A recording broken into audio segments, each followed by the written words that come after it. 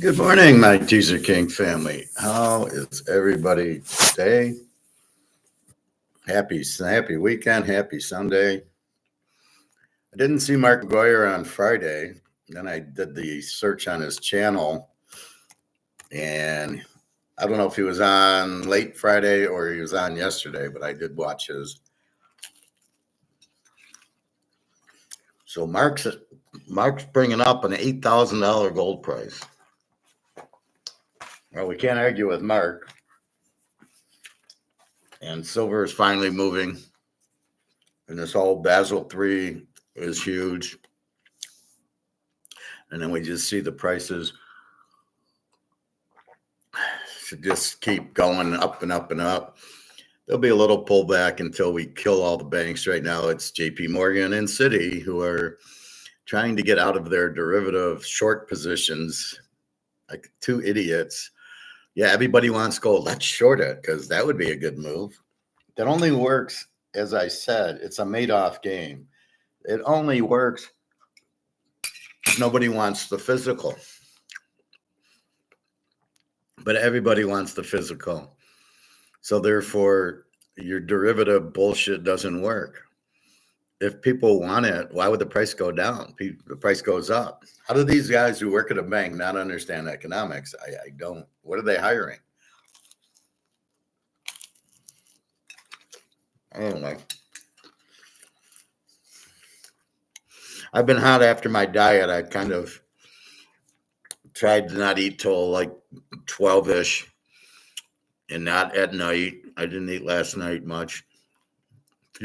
A few almonds or something. And I got a new wedge, so I've been swinging that, and I'm stiff. It's hard for me to. I couldn't play 9, but I could swing a little bit. Anyway, so that's what's going on. So we'll watch Mark McGwire in a little bit. Baseball yesterday. Let's see how he did. And the other thing with football, I've been going through football, updating the college. So I go through the conference, and on my spreadsheet, I go new coach, new quarterback. And then I've adjusted where all the quarterbacks are from last year. So the Tulane quarterback's now at Duke. But I moved it to do the way I have it as a VLOOKUP. So I have a whole page here that says every quarterback and their college. And then I have a if statement in my normal thing that says, well, where does this guy, what college did he go to?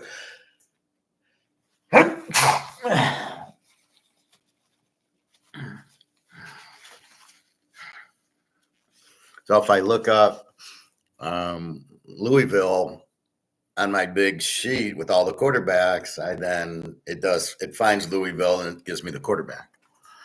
I know, very clever. So if I have the guy at the old school, I delete Tulane and I put in Duke, and then it shows up. The Virginia quarterback, for example. And I love how it's not VIR, it's UVA. It's like, really? All right. First game in baseball is 135, which we don't have to worry about. This is the last game before the playoff. And then we'll look into the streak. So yesterday, the Cubs beat the Yankees 5-2. An under game, Matthew Boyd against Max Fried, which we didn't see. We came on at 11:30. The game had already started. We would have bet this game under. Two good low ERA pitchers, and the total was 8, so we would have won. But okay, the idea is good. Seattle over Detroit. I didn't play. Seattle won 15-7. I was pretty happy. As I said, Seattle beat Scooble. They put up like 12 runs on the guy.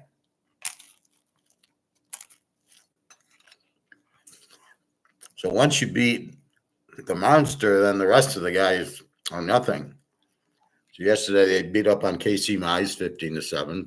Today we're going to lock them against Joe Flaherty, who sucks lately. Seattle can really hit. And Detroit's a big mystery because they'll all hit, and then they all disappear. Right? Even though it was 15-7, I don't know how this Ricky Green keeps hitting home runs. Like, but then I see the pitch is right down the middle, and I'm like, well, okay, I guess that's you're facing amateur pitchers who, if they need a strike, put it right down the middle. But that's how a lot of the Tiger hits are fastballs down the middle or curveballs that don't curve or something, and then they hit it. All right, so I was happy with Seattle 15-7. Minnesota beats Pittsburgh. This is our first game. We have Pitt on a 7-game losing streak, now on an 8-game losing streak. And they lose for us, 12-4 Minnesota. We have Atlanta 7, St. Louis 6. We don't play that. We had the Dodgers 2, the Niners 1. The Dodgers are done with their 7-game losing streak. They finally win. Shotani pitched, I think, 2 innings. I don't know what's going on there. He can pitch 2 innings. He can pitch 6 innings. Give me a break. He's a professional athlete. You're paying him way too much money. It's ridiculous. So the Dodgers do win 2-1. We have the Niners because the Dodgers are on a 7-game losing streak. It ends. So we don't fuck with the Dodgers. We don't take the Niners today because of the streak. Now we might take the Dodgers, the Niners because of the pitcher, but we don't take it. So the streak ends. Pittsburgh's now lost 8 in a row. We will bet Minnesota today because Pitt's lost 8 in a row. Miami 6, Baltimore nothing. We didn't play it. Cincinnati 4, Colorado 3. We did play Cincinnati, and we got the win there. Milwaukee 6, Washington 5. We did. Milwaukee's on a win streak. We did take them, and they won again. The Mets 3, Kansas City 1. Casey was on a 4-game win streak the other day, and then they faced the Mets. The Mets beat them the first game. The Mets beat them the second game. Did we play that? No, we didn't play them. Oh, no, we took the Mets, but we went over 9. So we lost with the Mets over 9, 3-1, which is surprising. The pitching, you had a 5.0 pitcher and a 4.0 pitcher, and they play a 3-1, which is why I don't lose, which is why those are generally my losers, assuming the pitchers with the high ERAs are going to give up a lot of runs. Cleveland 6, Chicago 2. I don't play. The White Sox. Tanner Bibby gets the win for Cleveland. Boston 1, Tampa nothing. This was our lock yesterday. Boston was our 5-star. Boston is on a 9-game winning streak now. Or maybe they're on an 8. No, I think they're on an 8-game winning streak. So Boston's hot, and Milwaukee's hot. Bet against Pitt. The Yankees are now on a 5-game win streak. See how the Yankees don't hit, can hit, lose for 2 weeks. All of a sudden, it changes around. Stanton comes back. This other guy comes, they get him back, and they're both like big hitters, and now they're hitting. That's what shows you. There's because it's all different. Each game's different because it's like poker. Each hand's different. I could get a full house on this hand. I could get 2-6 on the next hand. There's really not streaks in poker like there are in roulette and craps and baccarat. It's hard to get streaks in poker. You might win a few in a row, but that's just a lot of luck. I mean, if you get aces is one thing, but you're not getting aces for 5 hands in a row. So Boston does get the win. Garrett Croquet, 10-4 to 2-2-3. This is why it was a 5-unit. They had their ace, and they're on a 7-game win streak. So now they're 8. We played Philadelphia. They lose to San Diego 5-4, 2 units. I'm not sure why we played Philly. Probably the pitching matchup. Houston, Texas. We got screwed here. We have Texas under 7. We have DeGrom against Valdez, 2.0 pitchers, and it's 3-2 in the bottom of in the top of the ninth. No, in the bottom of the ninth. And Houston, one of them hits a home run with like 1 out in the ninth. Goes 3-3, and then we go to extra innings, and I'm hoping for a 4-3 because we got 7 runs. And it goes 5-4, and Houston wins 5-4. California 10, Arizona 5. UC Kazuki with his 3.11 ERA. And Zach Gallen doesn't pitch well, 10-5. And last game is Oakland over 10.5. Oakland wins 4-3. And that's a loser. So we go 1-1, 2, 3, 4-1, 4-2, 4-3, 4-4, 4-5. But from a unit wise, we're even. We're up 5-7-9, 7-5, and 5-0. We go 0 on our units. So even though we go 4-5, we don't lose any money because of the 5-unit bet on Boston.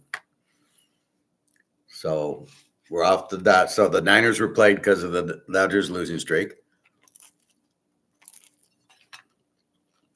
But now you understand streak play. Pittsburgh's on a 7-game losing streak, they lose. Boston's on an 8-game winning streak, they win. So we keep betting them. We got off of Kansas City, we got off of the Dodgers, and here come the Yankees on a 5-game winning streak. So I think normally we'd want to start with 3. Once you hit a 3-game streak, you might want to start betting them.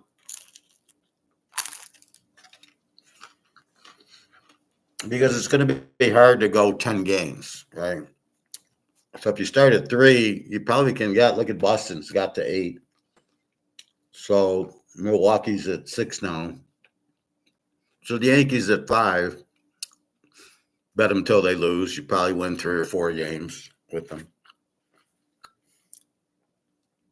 But let's check what's going on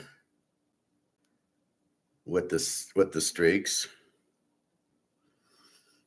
American League, Boston on a 9-game winning streak.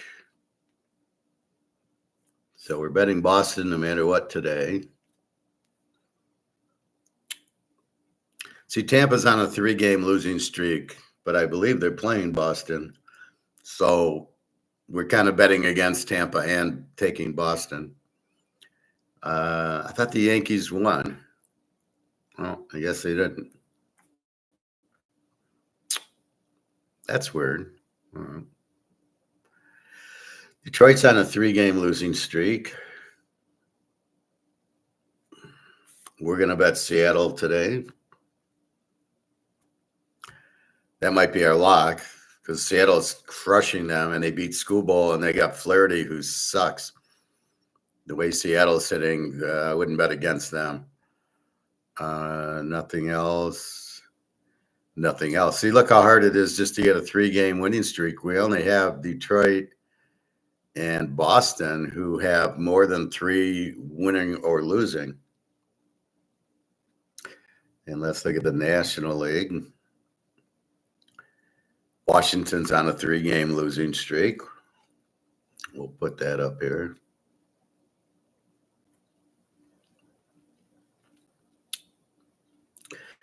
We got Milwaukee now on a 6-game win streak, which we had. We knew about them, so we'll be betting Milwaukee today.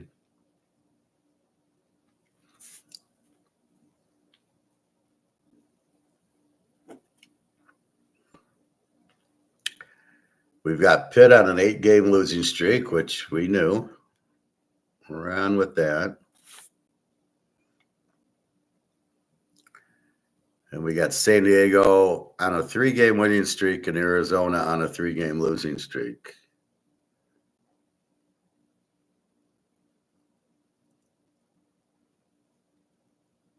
So the problem with just 3 games is, okay, they played a team they don't play well, like Detroit, Seattle. Seattle's kicking their ass. So Seattle sweeps them. And did you learn? Well, you didn't really learn that much. You just learned that Seattle, on a 3-game had their number, but when Detroit plays their next opponent, are they going to lose 3 more? So that's the difference. Football, I generally don't play streaks I mean, usually KC's winning every game anyway. But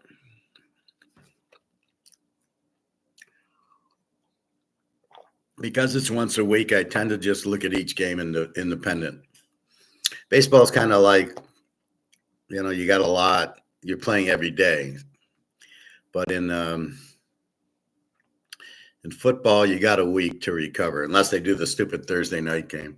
What a joke. Oh, we're worried about player safety, but let's play Thursday games after Sunday games. Yeah, I'm sure that won't hurt anybody. Wow, what a bunch of idiots. So that's why maybe you want to start it at 4 instead of 3, because it gets into another series and they're still hot.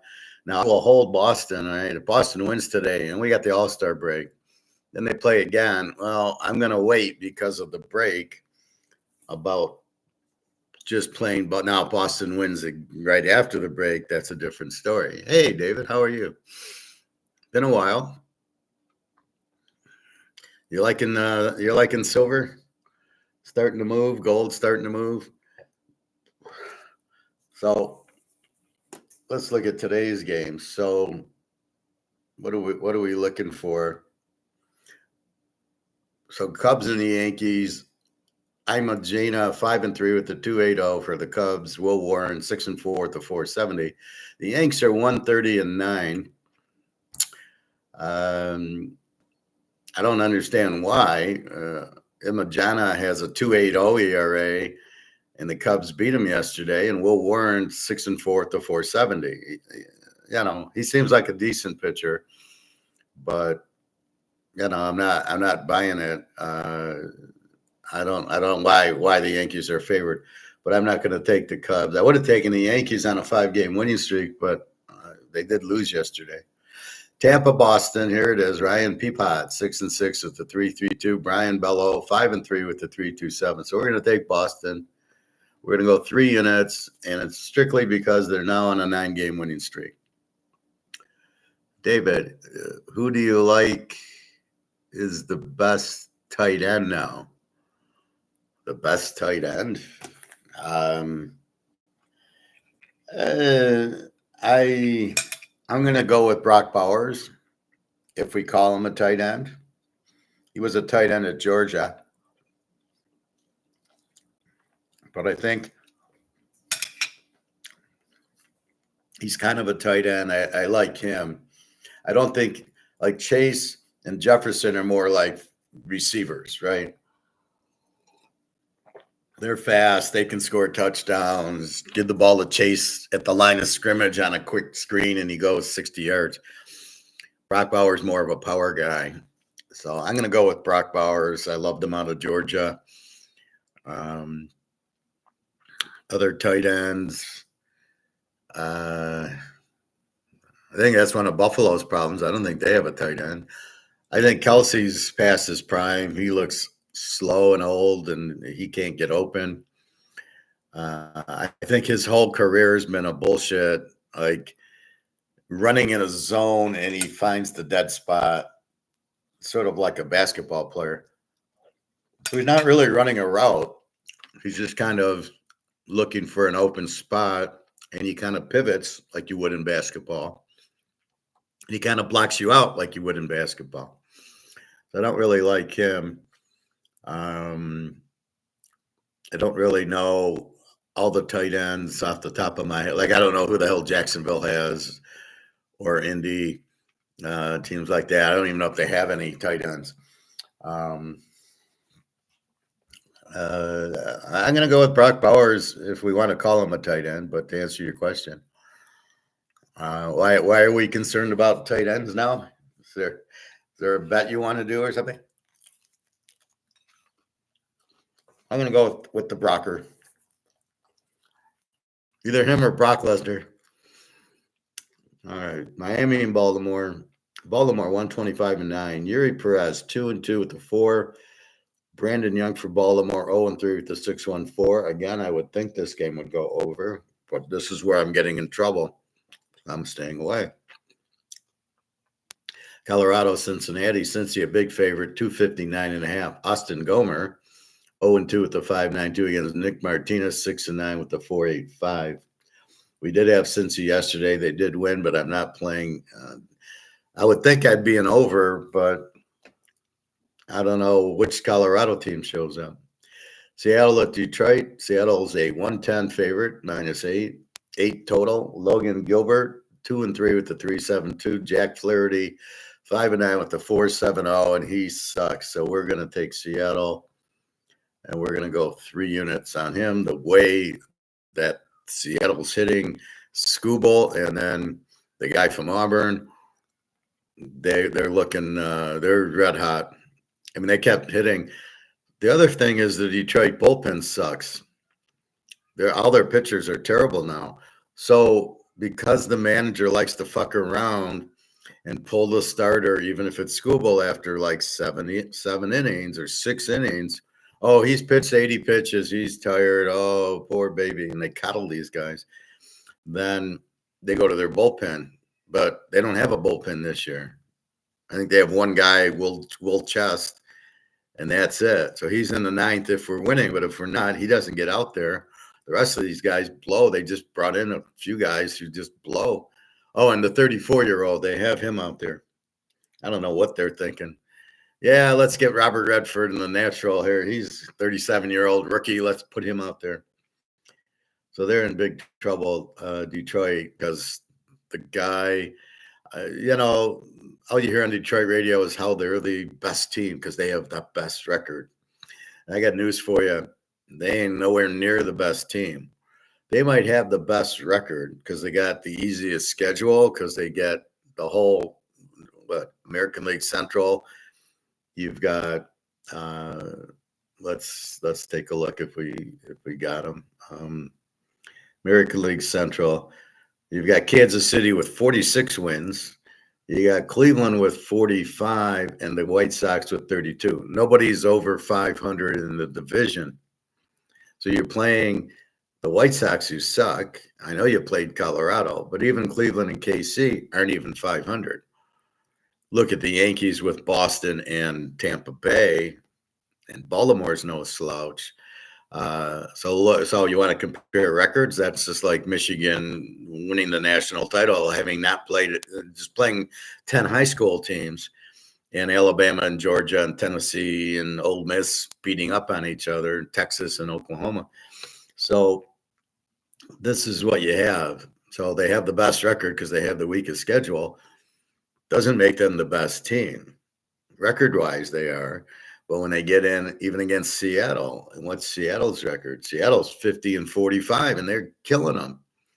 I think Detroit's sliding. The hitting's starting to drop. There's too many games they're not hitting, and a lot of strikeouts. And I see all the averages. Happy Baez was 300s, now 260, and all these other guys are slowly going to their normal 220. And the pitching stinks. They could not forget the Dodgers, the Philadelphia, the Mets, the Yankees. When the Yankees are full steam, they ain't touching the Yankees. So there's really not a lot in the American League, except for the Yankees, Boston and Tampa and Seattle, and Detroit show they can't handle them. And then Houston and Texas, we'll see what they are. Anyway, so Seattle 3 unit, Texas and Houston. I don't believe I have anything on those boys. Really, it's just Milwaukee, Boston, and Pitt. Bet against Pitt. We'll get to that next with Minnesota. Texas at Houston. Houston 135-7. This should be a good one. Nathan Eovaldi 6-3 with a 1.62 against Hunter Brown 9-3 with the 2.21. This should have been an under yesterday because I had DeGrom against Framber Valdez, and they both were in the 2s. How they got that's what's getting you is they were not going to get 7. It's 3-2 in the 9th, but the bullpen let it in, which was Jake Haener that let it in, one of the best relievers. So that was surprising, but we got to take him this time. So we're going to go Houston under 7, and we're going to go 3 units on this game. Evalde and Hunter, we had a 1-6-2 against a 2-2. Theoretically, there shouldn't be any run. 1-0. Theoretically. In reality, how does the manager fuck it up? But with the All-Star game coming, he should use all the good arms today because they got a week off for the All-Star game. So we will see. But I got to love the under here. Pittsburgh, Minnesota, Super Bowl whatever, Super Bowl 1974.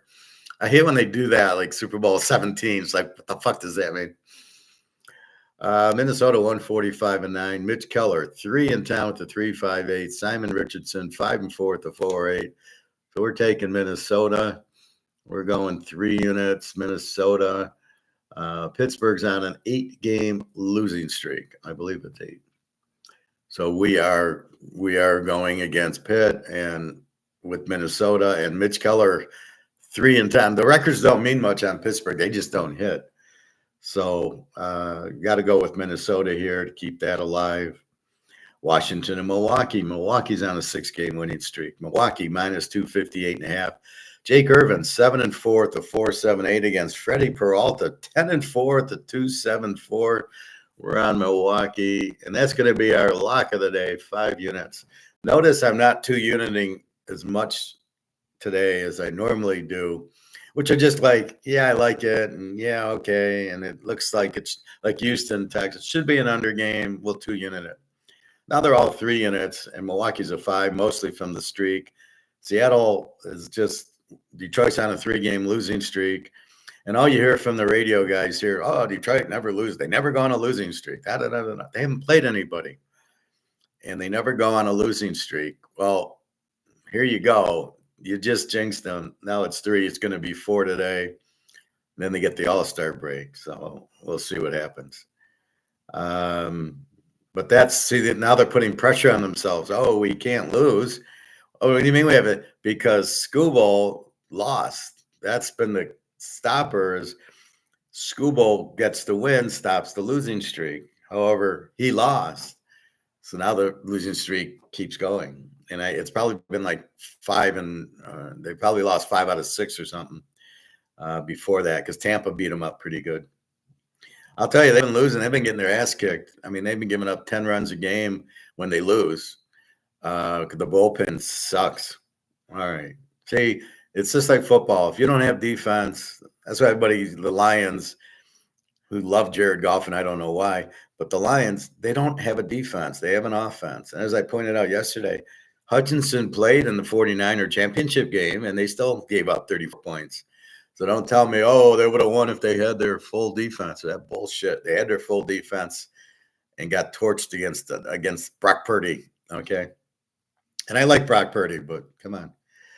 All right, so we got Milwaukee. The Mets at KC. The Mets have been hot in this series. KC was on a 4-game losing streak. Now they're not winning. Mets 115, 8.5. Clay Holmes 8-4 to 3.29 against Noah Cameron 3-4 to 2.56. I cannot play this game under. Stanton's back, and I can't think of this one guy's back. DJ LeMahieu's hitting, and now you got Stanton back hitting behind Judge. Now Judge is hitting home runs because you got to pitch to him, or you're going to give Stanton 2-run homers. So I can't play this game. This is an under game. I'm not playing. Oh, wait, this is the Mets, not the Yankees. Excuse me. All right, the Mets at KC. Clay Holmes is on the Mets. I thought he was on the Yankees. 8-4 to 3.29. They played a low-scoring game, so I'm going to go under. I'm going to go KC under 8.5 here. The Mets scare me too. Now here I'll be a 2-unit play, which means I probably shouldn't play it, but I'll play it anyway. I can't resist the low ERAs. A lot of low ERAs lately. But I find that in baseball, the hitting's terrible. There's only a handful of 300 hitters. Oh, but so is that why they use the OPS? Because, anybody, Spencer Torkelson is hitting 230, but his OPS is 800 because he walks a lot, and when he does hit the ball, he's hitting home runs. or he strikes out. So if we show him hitting 230, oh, that's not impressive. But if we show his OPS at 800, wow, look, like nobody even knows what it means. Or my favorite is when they use WAR. What the fuck is WAR? Wins above replacement. What a stupid stat. What does that mean? What are you basing it on? What good is it? But when they try to make the player look better, they bring it up. Oh, you got a good WAR. I looked up WAR. There was no definition except for wins above replacement, but it didn't mean anything. All right. So we're gonna go KC, Cleveland and Chicago. Chicago is bad, but getting better. Cleveland's a 135, 8.5. Joey Cantillo, 1-0 with the 3.79 for Cleveland. Aaron Chevalier, 1-6 with the 5.17. I don't know. Cantillo, has he pitched in more than one game? He must with the 3.79. Yeah, he's pitched a whole bunch as a reliever. Okay, so I don't know what to do with these relievers that start. So fuck off. Atlanta and St. Louis. Well, you got nothing here. It was a high-scoring game yesterday. St. Louis 178.5. Davis Daniel. I wonder if he's related to Dave Davis, the former Pro Bowler. 0-0 with the 0-0-0 means he hasn't played. And Sonny Gray 9-3 with the 3.51. So the impetus would be to play Sonny Gray because we don't know what Dave Davis is going to do. But I'm just going to leave it alone. The Dodgers and the Niners. We had the Niners. The Dodgers were on a 7-game losing streak. And they got the win yesterday. The Dodgers are now 140 favorite, 7.5. So now the streak's over. That's it. You don't play Frisco because the Dodgers have been playing. Once the streak ends, then it's open for whoever the best play is. Yoshima Yamamoto, 8-7 with the 2.77 ERA. That's a strange record. Robbie Ray, 9-3 with the 2.63. We're going to go under here. 49ers under 7.5. And this will be 2 units because we don't know who the hell Yashimo Yaka. I think he was a wrestler. Wasn't he the big fat wrestler from Japan?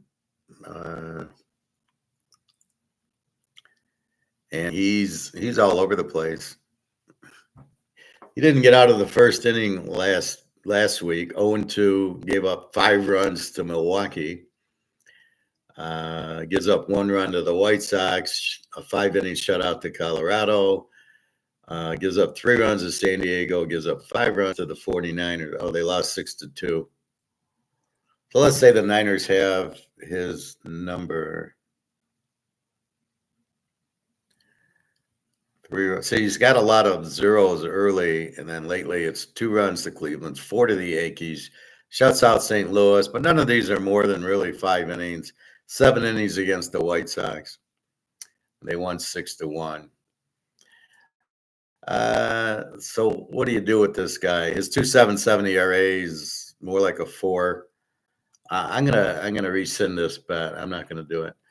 I don't trust, even though the Niners don't hit, I don't trust this Yamamoto gets out of the first inning. And that's what I mean by these pitchers. They're so inconsistent. These are minor league pitchers. This guy 8-7 with the 2.77. So 7 times he went up and gave up like 3-4 runs in 5 innings. I don't agree with this 2.7. He had a few shutouts early, and now that the hitters are hitting, he can't shut out anybody. So let's ignore that. Toronto, when playing Oakland, Toronto 125-10. This was not a high-scoring game yesterday, as I would have thought, even though Toronto and Oakland both can hit. Jose Berrios 5-3 with 3.53. Jeffrey Springs 7-6, 3.92. I will pass. Arizona at California. California's 105-9. Merrill Kelly 7-5 with the 3.41. Jose Soriano 6-6 with the 4.0. I don't give a shit. In their last game, Philly at San Diego. Philly 137. Christopher Sanchez 7-2 with the 2.59 against Nick Pivetta, 9-2 with the 3.07. We will go San Diego under 7 for 2 units. I'd rather play this game because I know Sanchez and Pavetta are real pitchers, and Philly and San Diego have not been playing high-scoring games. So we got Boston on a 9-game winning streak, 3 units. We got Seattle, who just beat the shit out of Detroit. Detroit's on a 3-game losing streak. We'll take Seattle. And they beat Scooball, so they're hot. We got Milwaukee for 5 units. We've got Minnesota for 3 units. We've got Houston under 7. Great pitching matchup there, 3 units. Kansas City under 8.5, 2 units. And the Chargers under 7 against the Philadelphia Eagles. And we know they have good defenses, so we're going to bet that under. Sanchez Pavetta should be an under. Those are your plays for today. Again, the key games, the Boston, Seattle, Mini, and Houston are 3 units. Milwaukee's a 5-unit. So those of you keeping score at home, that's the game you want to focus on. We won it yesterday with Boston as our 5-unit play. We talked about how to win at gambling yesterday. And this is one of the ways you win at gambling.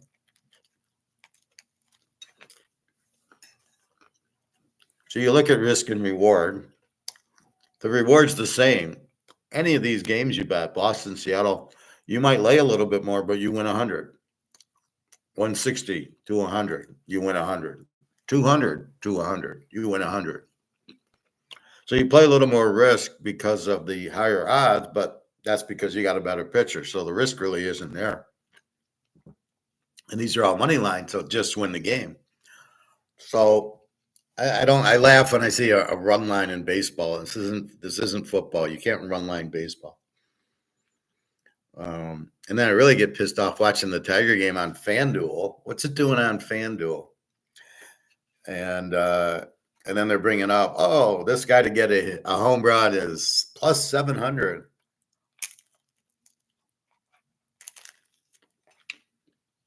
And if you see the way the guy's pitching, you're not betting that. You want to bet the other way. He doesn't get a home run, but you don't see those odds. So what the fuck are they doing having it on a gambling channel? And then showing the gambling odds, they're plus 145 and da-da-da-da-da. That is just so wrong. You're preventing Pete Rose from getting in the Hall of Fame because he gambled on his own team. But apparently he got in now that he's dead, which who cares? He should have always been on. So should McGwire and Sosa and Clemens and Bonds should all be in the Hall of Fame. If they took steroids or not is immaterial. So what are you saying? They weren't really good. They didn't really, but steroids were legal. That's like saying a guy was a drinker, so he can't be in the Hall of Fame. It's just stupid. These players should be in the Hall of Fame because of what they did. They still have McGwire. I don't care how many steroids you took. He still had to hit the ball. Steroids don't help your hand-eye coordination. You still got to hit it. You still got to hit home runs, which he did. And if he's on steroids or not, that might have healed him quicker, but who cares? He still hit the ball. That's just a joke, just like Pete Rose should have been in. But my point is here, Pete Rose doesn't get in for gambling. And then what do? You have FanDuel and BetMGM doing the games and having betting on the games, which is far worse. Pete Rose bet on Cincinnati, and they had a really good team, and they won. It's against the Black Sox where they threw the game and bet against themselves. That's what you got to watch, not if you bet on your team. So maybe Rose thought if I bet on Cincinnati, it's not a problem. I'm not betting against them. But here it's ridiculous. You're on FanDuel, BetMGM. Here's the odds on if this guy gets a hit for this batter. What kind of crap is that? You already see it in the NBA where this new guy on the Pistons is probably going to jail for betting against himself in a prop bet. It's the second or third one. Shotani bet on baseball. Oh, he blamed the interpreter. Oh, that's right. The interpreter made the bet for him. So it wasn't like Shotani because So Tani has all this money, so he can afford to bet. And the interpreter probably has nothing, but he made the bets for him. So let's blame the interpreter, not Shotani, for making bets. Give me a fucking break. Well, he's the face of baseball. He ain't the face of baseball. Give me a break.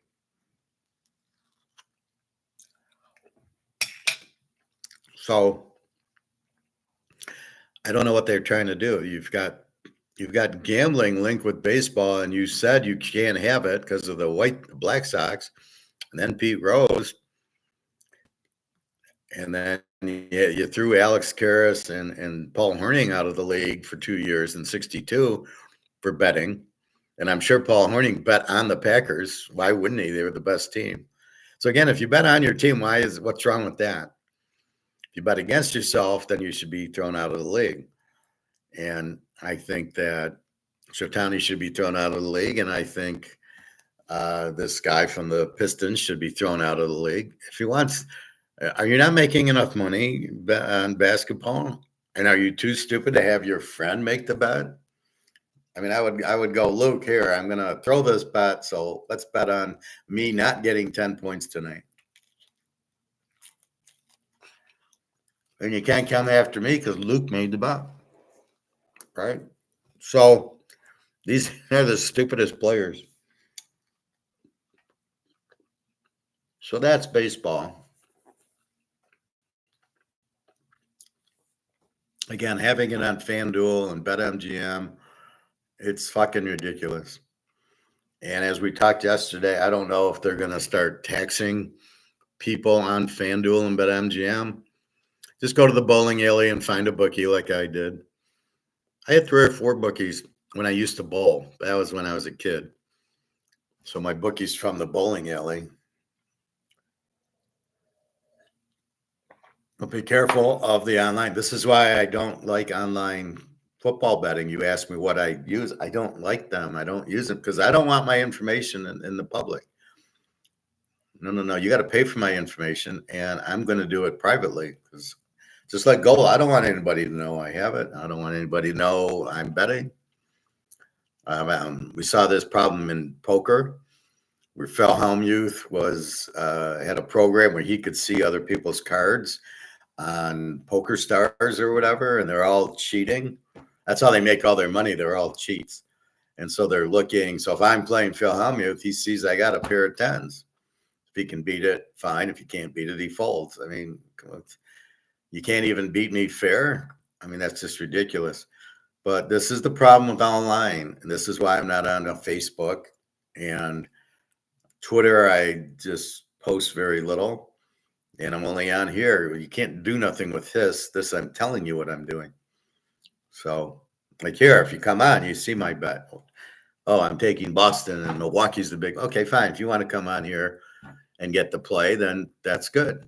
And in football, I give you one free pick, and the rest of the picks you got to pay for. But I'm not going on BetMGM and making my bets at 13 to 10 odds anyway. And making the bets, and then you can somehow get a program to go into my account, see what I bet on. That's never happening. Let's see if anything happened in the NFL. A few weeks, and they'll start. I think training camp is almost starting. Well, the Hall of Fame game, probably the end of July.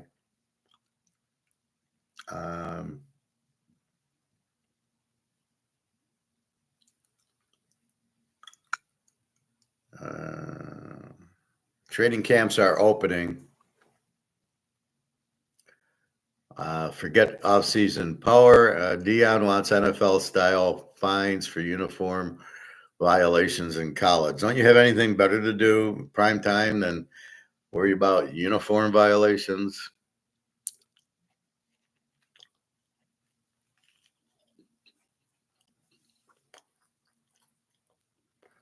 Browns rookie running back Junkins from Ohio State arrested on domestic violence. I don't know what that is. Who cares? Why is that even a thing? The Bears signed GM Ryan Polster to extension. Why? He drafted Caleb instead of Daniels. He hired this Ben Johnson from the Lions. We don't know if he's any good. Will Pete Carroll-led Raiders still finish last in the AFC West? Yes, they will. Will they be better? Yes, they will. That's the difference a coach makes. But I don't want to hear these idiots. It's like a video. I don't want to hear the guy's opinion. I'm so sick of people's opinions that I don't know who they are, and I don't want to listen to them. Why the Jets may be annoying to play against. The Jets are going to be terrible. Can Sam Darnold silence the doubters in Seattle? No, he's going to suck. What does Justin Herbert have to prove? He doesn't have anything to prove. He go home and counts some money. Giants make or break. If they play Scatterboo and they play Russell Wilson right, they should be able to score points with Scatterboo. Defensively, I don't know how bad they are.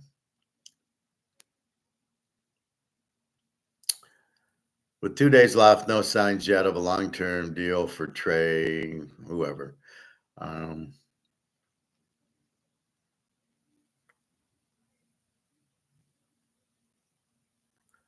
Chargers rookie Trey Harris becomes first NFL training camp holdout is 32nd rounder still haven't signed. Who gives a shit?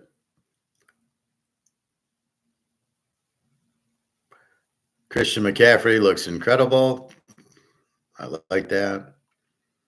Look for the Niners to have a good year. Teams that are very good, who have a bad year, miss the playoffs, get pretty upset the next year. Best example I can give you, the Niners won the Super Bowl in '81, Joe Montana, that year. The next year, they didn't make the playoffs. I don't know if there was injuries or what. I assume there were. They didn't make the playoffs. The next year, they should have been in the Super Bowl because Washington got a terrible call on Ronnie Lott for pass interference in the championship game. It's in typical Joe Montana style. It's 21-0 Washington with Joe Theismann and those guys, Riggins, the fun bunch. 21-0 fourth quarter, Montana. Boom, boom, boom. It's 21-21. And then Redskins are driving, and on a worst call I've ever seen, they call interference on Ronnie Lott, and they kick a field goal to win. That was the Niners should have won. That's when the game's fixed. But they went from Super Bowl to missing the playoffs to the championship game. They should have been back in the Super Bowl. However, after losing that, then what did they do? They won the Super Bowl the next year before Jerry Rice. Montana won 2 Super Bowls without Jerry Rice. He would have won more, but then there was Lawrence Taylor in the 85 Bears that said, nah, I don't think you're going to do that.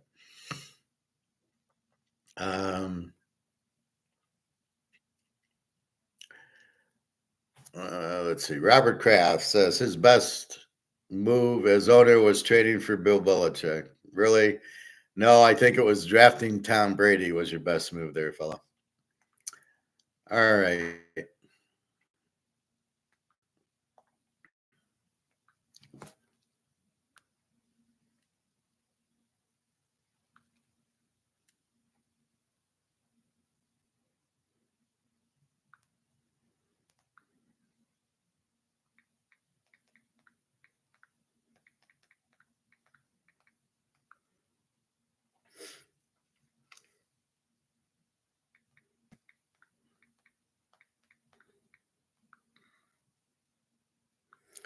All right, so let's go to Mark MMcgwire. As I said, I didn't see Mark Friday morning, and I was like, where is he? So then yesterday night, I still didn't really see him. So I went on his thing. Oh, here's a good one. Here's a short from Egon, and then we get to Mark McGuire.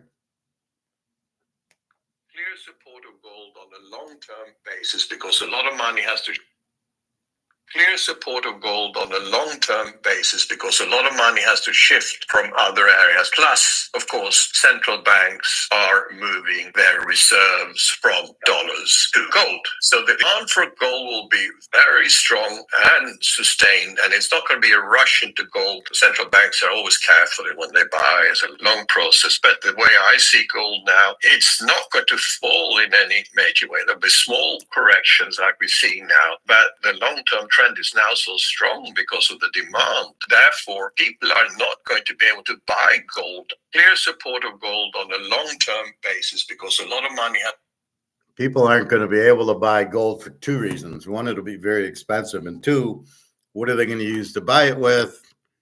Sure, shit ain't going to be money. Here, I'll give you this for gold. And the guy, sorry, not interested in buying that worthless piece of paper for my gold. So again, gold can't be inflated. It's just going to run and run and run.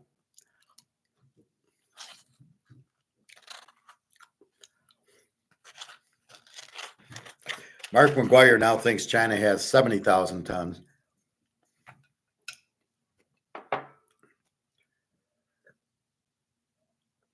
It's all fucked up because nobody's reporting anything, so it's just a guess. How much gold does Saudi have? India, we believe 30,000 tons in India. Russia, he says 12, but I think it's at least 25. All right, let's go to McGuire.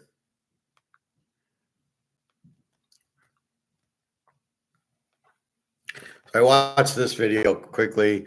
Must eat after age 50 if you're, but it's the same foods. It's my avocados. You know, it's the same thing. Eat the avocados, eat the veggies, eat the protein, stay away from sugar and cereals and yogurt and fried foods and oils. If you're cooking, cook with olive oil, please. Do not cook with mazola and these vegetable oils. They will kill you. So be careful. I know they're probably a lot cheaper, but if you want to die, then go have it. That's like keeping the dollar. It's a lot cheaper than gold, but at the end of the day, you won't be able to eat because you won't have anything worth spending to buy the food. All right. MMcgwire, silver breaks free. He also talks about gold. I'm so pissed off at all of you. Why has no one told me about weed torch? And all it takes is a 1.8 million BTU propane torch. Okay. Most likely, gold will rally to a realistically plus or minus $8,000 fair value per ounce. How do you like that opening statement? 8,000 an ounce. I'm more conservative at 10. That's conservative. 8,000 an ounce. Now, you just heard from Egon the demand's there. So what drives prices? Demand. What can I, how does a price get established based on demand? So Toyota wants to sell their Camry at 35,000. There's no demand for it. They can't sell it. You have to find the demand point when you're trying to sell something. Golf clubs, tennis rackets, cars, steaks, ribs. And you can't just mark it out. And I'll quickly sidestep. I went to buy steaks yesterday. I was going to always have Chinese on Saturday. I said, no, I don't want Chinese right now. And I bought rotisserie chicken, but I went to my meat store. I went to two meat stores that I normally go to, a little more expensive, but usually there's something. And wanted to buy a steak. And it was like almost $18 a pound. And I said to them, you're over market. I don't think they understood it.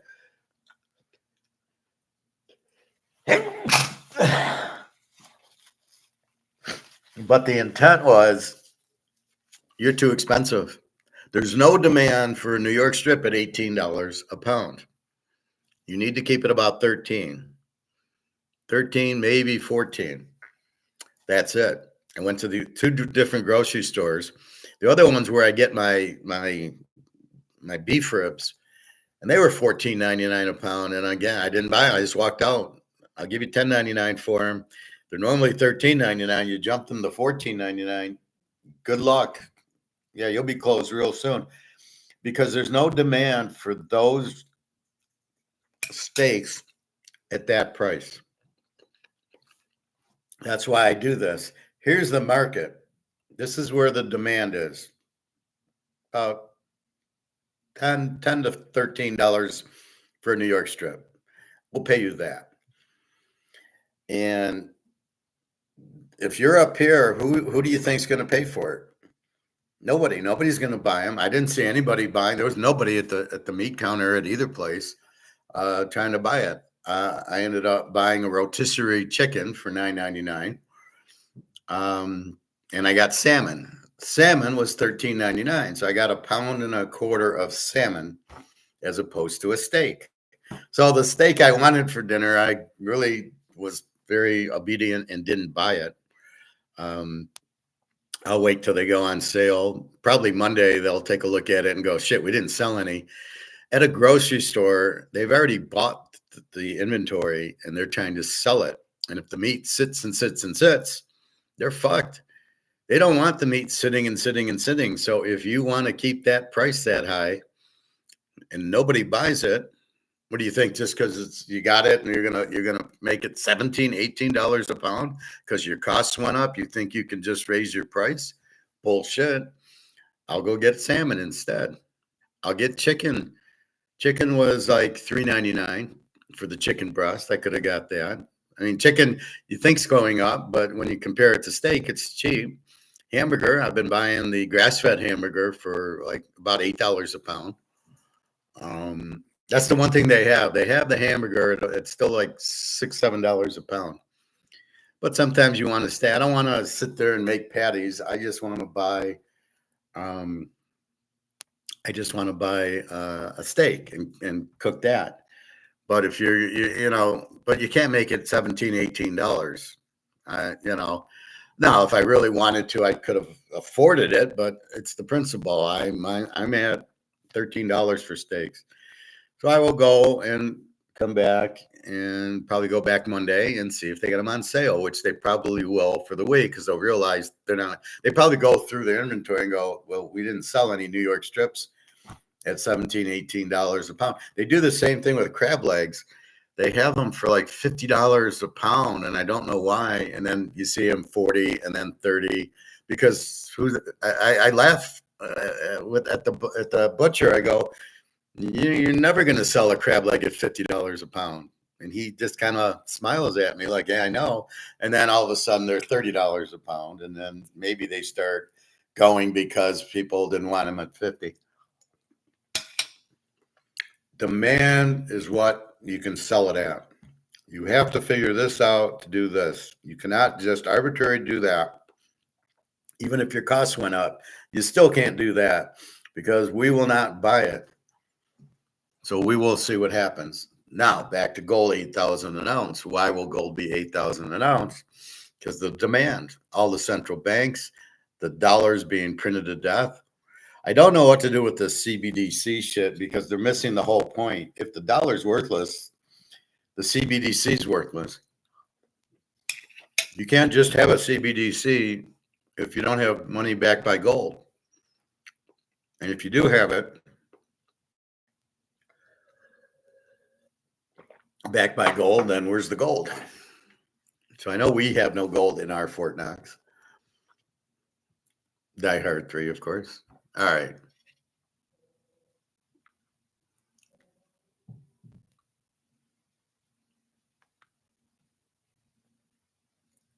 Hey, great to be with you, Shane. Great to be with everybody. Thanks for the questions. There's just so many, I guess, really back to getting Shane to sum them up. But yes, so in our last episode, what we did was drew public attention to what was really the clash, as we called it, of the City versus the Goldman Titans as we exited the end of the second quarter. Now, if you remember, we recorded that episode just, I think, 3 days before the end of the quarter on the Wednesday, and then the quarter ended on the Monday. Now, what we were in particular drawing attention to is how Citi had led a move by the LBMA market makers to force this unnecessary producer hedging. And the object was to drive a synthetic discount into the 30th of June. And if you remember, it was a big event. We talked about it. It was the Office of the Comptroller, the OCC bets, also the Bank of International Settlements mark-to-market event. We've been tracking that for many, many, many months. I think 15 or 16 months now, where we've seen the Bank of International Settlements, the borrowings from the Fed. There's only one central bank borrowing gold from the Bank of International Settlements, and that is the Fed. And everyone else is no way, don't want to be involved in any kind of synthetic structures with gold. There's a massive unallocated to allocated imbalance. We drew attention to that. We'll put another link out just to remind you about that. And really, so this event was huge. Now, it was important to the LBMA and the Fed. Now, we'll focus on how captive producers have been corralled into selling, but how this is actually ultimately going to backfire on these predatory LBMA bad actors. By no coincidence, this forced selling drove both gold and silver into fresh June lows. But as has been the case over the last 15 months, this counterintuitive paper market selling is once again setting up the process of forging, and I use the word forging. I know it means two things, but we mean it in both senses, forging yet another higher physically driven stair step on the way up to, as we will look at, $8,000 gold. There are reasons for that. And as we've been drawing attention to, following the 15 months since the Shanghai Futures Exchange launch in March 2024, we've reached the inflection point where global physically settled markets have sucked sufficient liquidity out of the COMEX for it to ultimately become Basel III compliant or be drained of every single ounce of gold. And, you know, we see these games going on. They are short term. So we want to do it, and this is why we're answering these subscriber questions. So as we drew attention to in that last episode, what the LBMA have done is they've resorted to attacking a fast dwindling number of captive producers. Now, the LBMA cartel rinse of the captive finance producers, remember we talked about how they own them in the sense they finance them, reflects very short-term thinking and is structurally running thin on how far these bad actors can push producers to actually synthetically forward sell production into Citi's ludicrous 2600 2026 target, which Citi, head of commodities trading, once more this morning trial ballooned when he was he'd just come out of the OPEC oil meeting in Vienna today, and he wanted to reassert, made a point of, out of the blue, wanting to reassert that target.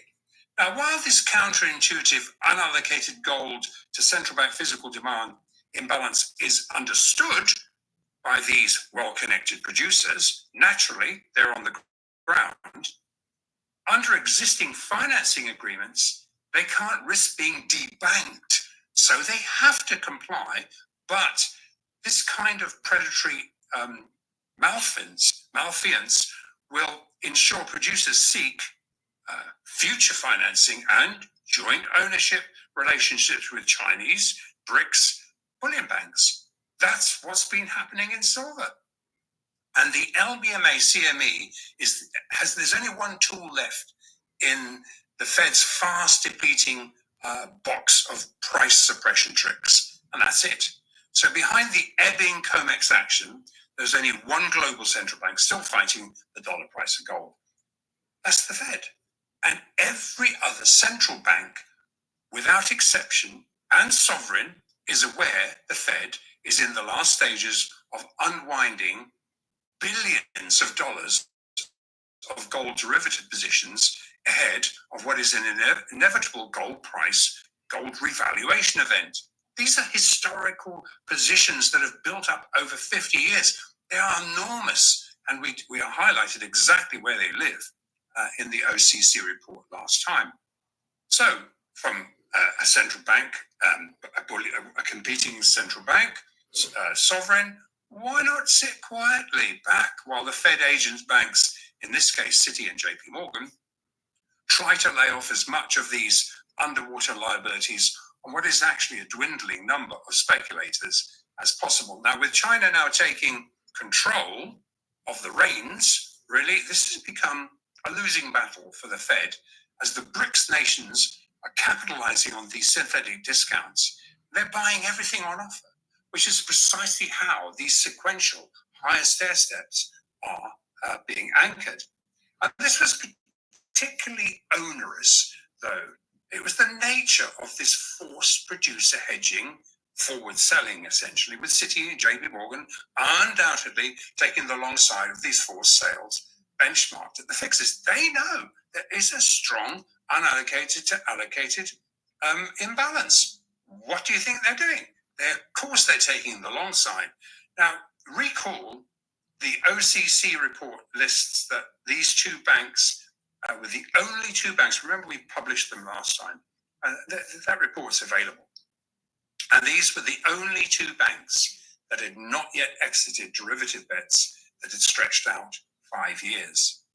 So clearly, they're acting on behalf.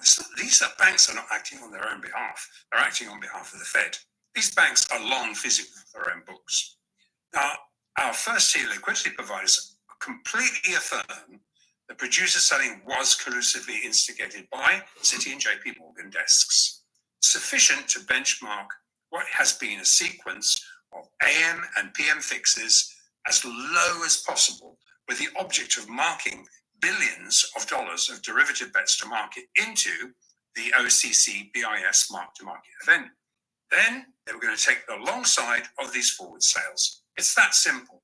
So just to understand, while tricked-in producer forwards represent non-deliverable, non-Basel III compliant unallocated gold, and will ultimately be squared internally on the LBMA's books, the 20% haircut that they've been hanging on to desperately, trying to avoid the Basel III regulations to impact their unallocated positions.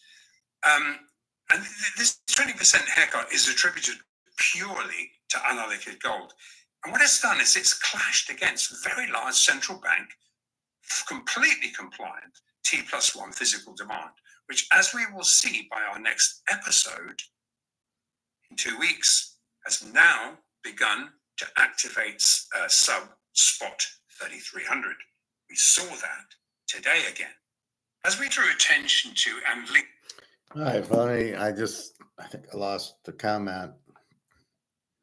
Oh, that's what the price fixing is, right? So they mark to market this very low price, right? So you'll see it drop, right? And I explained that, like, why is it going down at 10 o'clock? That's the mark to market. So it goes down to 10 o'clock to, 3,300.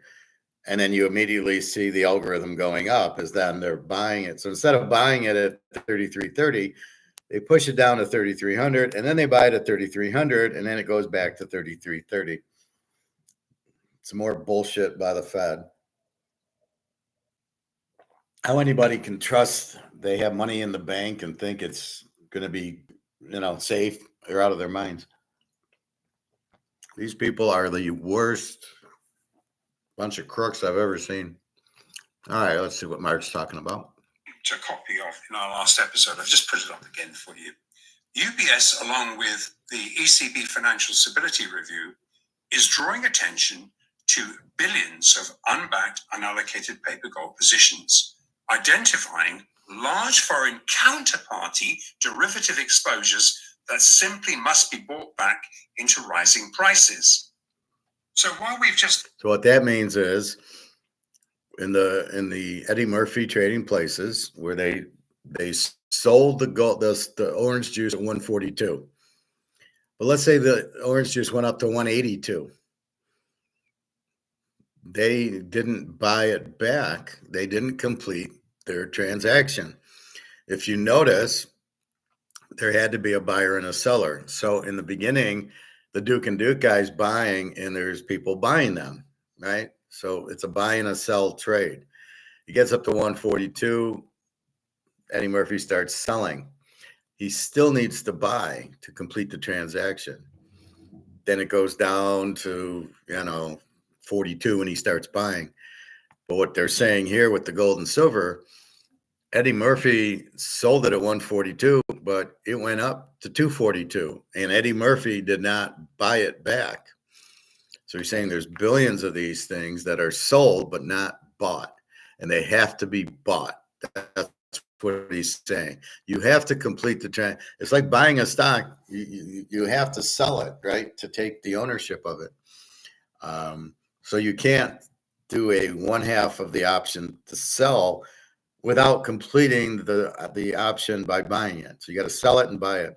And they're not doing that. Big surprise. A Fed-sanctioned last kick at the can, creating more unbacked, unallocated gold. There are far too few speculators to lay this liability onto. So to gain sufficient traction, they resorted to literally robbing the few remaining producers that they still finance. Now, we'll start by looking at these footprints, and then we'll look at what to expect during the third quarter. So this would be a really good time to dig into the charts, as these footprints could not be clearer. So just to provide context, we're recording this just after the PM fix on Wednesday. Obviously, it's to get published on. Now, bear in mind, when you've incentivized producer selling, you've chart painted the charts sufficiently to actually suck in momentum shorts positions. These are synthetic short positions in the futures charts. Yeah, I don't get into these graphs. I think they're stupid.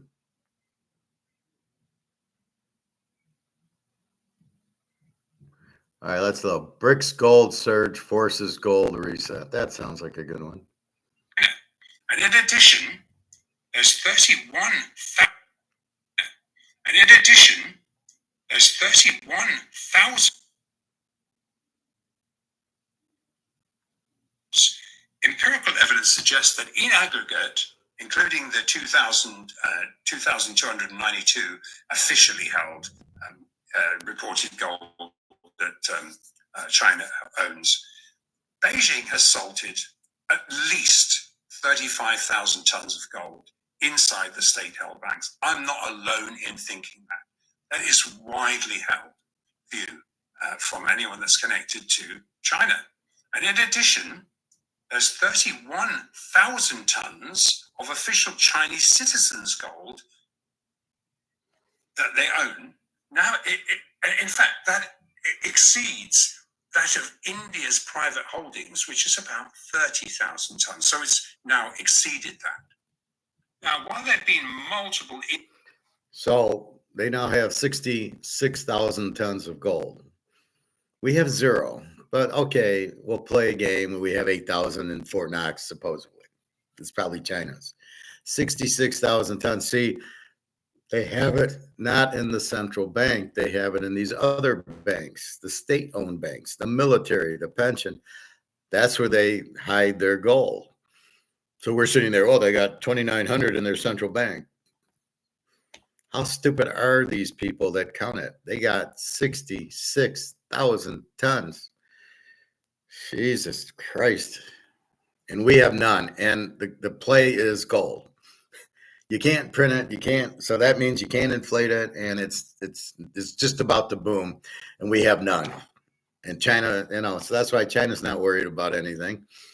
They're bankrupt in their dollar, but all they got to do is come out with gold-backed currency, which they will do, as Mark will tell us. Indian government attempts to incentivize their citizens to lend their gold, deposit their gold into government-sanctioned lease buyback structures for the purpose of their governments. What do you think? Leasing into the market to protect the foreign, as part of their foreign exchange strategies to maintain the value of the rupee.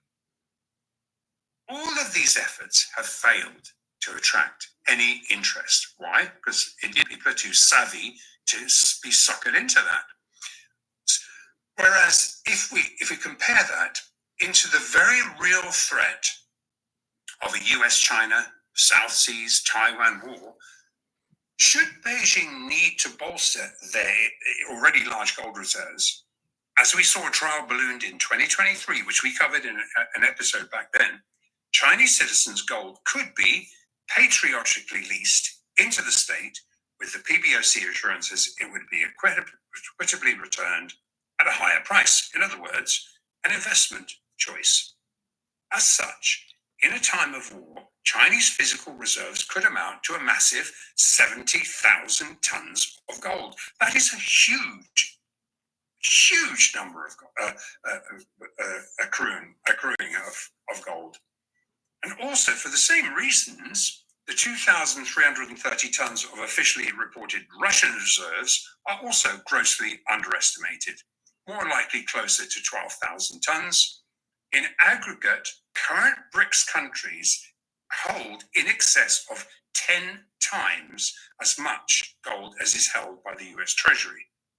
However, while BRICS gold is fully fungible and 100% Basel III compliant because it's physical and it's deliverable and fungible, US Treasury gold is reported to be directly linked to these billions of the likely rehypothecated, unallocated OCC bets, which is currently in the late stages of being stick-handled by Citi and JP Morgan. In fact, the only global central bank left fighting a rise in the gold price versus the dollar is the Fed. And as we've just witnessed into Monday's most recent OCC mark-to-market event, billions of dollars of non-Basel III compliant, unallocated FX gold derivatives had to be squared. However, with less speculators left to wash and rinse these liabilities into physical demand, it's all about to change. Now, add in a late in the day reconversion to gold by developed market central banks, that's undoubtedly going to push gold higher. And here, have a look at the sheet here. And really, retail buyers are only just waking up to gold as a safe haven alternate to US Treasuries. With many funds not mandated to own physical gold, they have to buy an ETF. So US-facing gold ETFs have actually started to attract very sticky long-term investment demand that is very difficult to rinse out in traditional way. And everybody who's in the ETFs about to get royally screwed because they're paper and they don't own any physical. So I don't know why you're buying an ETF if you think you're buying gold. You're not. You're buying paper.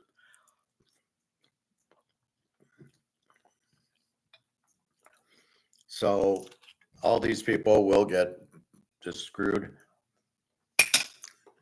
I don't know. Just go out and buy physical. What's so hard about it? Anyway, don't buy ETFs, please. So, in order for the Fed to unwind its impossible to maintain gold pricing efforts, there's only one solution. Treasury gold must be revalued from $42 to market. And for US Treasury gold to mirror or equally globally fungible Basel III NSFR compliance, billions of non-Basel III compliant, unallocated FX, OCC bets have to be bought back at market. So as soon as the Treasury gold revaluation account is marked to market, every other central bank will do exactly the same. Thereafter, the US will join every other central bank that is already benefiting from a higher gold price. And liquidity providers estimate most likely gold will rally to a realistically plus or minus $8,000 fair value per ounce. How much physical do you guys own? This is why we've been in 2-3 years ago waiting for these moments to happen. I knew they would happen. Most people don't. They don't see the ship sinking, even though it hit the iceberg, until it's 90% in the water. This is what I've been trying to teach you. This is what's happening. This is where we're headed. Go accumulate and accumulate and accumulate, which I know most of you have. And B, the dollar's not worth anything. So if you're holding the dollar, you're fucked anyway. It's not worth anything. Go buy $20 steaks because the dollar keeps getting crushed. In gold, you know how much the $20 a pound steak would be in gold? It would be maybe a mercury dime, because an ounce of silver will be $2,000. So if it's $2,000 for silver, I'm not going to pay $2,000 for steak. So steak will probably be about $2 for the $20 steak in gold and silver. That's why we own it. That's the hedge against the inflation. As the dollar goes to zero, nobody wants it. It's not worth anything. So now it takes $20 to buy the New York strip. Now I know that, and I know I'm really not paying a lot for the steak, but I still, it's principle. I'll give you 10 Monopoly money for it, but I'm not going to give you 20 Monopoly money for the steak, even though it's Monopoly money. And a lot of times when I look at that, I go, that's fine. But that's where we're headed, and just buy it, own it, find a safe place for it. Don't tell anybody you got it. I can tell you guys, but you don't know where I live. So that's the thing, is you got to put it in a safe place. I'm not, I don't know. Let's say you had a Picasso. Where would you put that? Let's say you had a Rolex. You had a $200,000 Rolex. Where would you put that? Would you put it in the safe in your house? Or would you put it, where? In a U-Haul security locker? So just think of it like that. I got a mantle card. It's in my safe. Should it be in a U-Haul moving box? Maybe. I don't know. But that's the point. So just do whatever you do with your other financial stuff. When it really gets high, when it hits 15, 20,000, maybe we go visit Egon and say, here's a couple ounces, Egon. You said it needed to be 1 million. Here you go. Here's 10 ounces. Put it in your safe. But even then, you'd still have to fly to. Well, I don't know if you'd have to fly to Switzerland. I think he would wire you the money or whatever. Anyway, so let's go back. Hey, Andrew, this week we've had a lot of questions in particular about silver. So what are you seeing in silver now? Because it's been acting very well into the otherwise tariff-induced volatility. What do you say? Yeah, Shane, so I think best thing to do, let's just pop in to the charts for a second, because I think it illustrates it so much better. Now, with that in mind, into this big Hate the gold charts. rinse. Let's look at the big bullish silver structure. Now, for that, we're looking at the futures chart, which is currently trading at around about an 17 or 18 cent premium to spot. That will reduce to at par with spot towards the end of the contract. It started off at well, now on Friday, it was 39.17 for the future, and the spot's 38. What did I say? 38.45. So it's about 60 cents premium now. Because when I saw it on at the gym, I saw silver at 39.17. I go, shit, it hit 39. And then I went back into my spot price, and it was still 38.50. I said, shit, if that hit 39, then we're going to see 50 next week.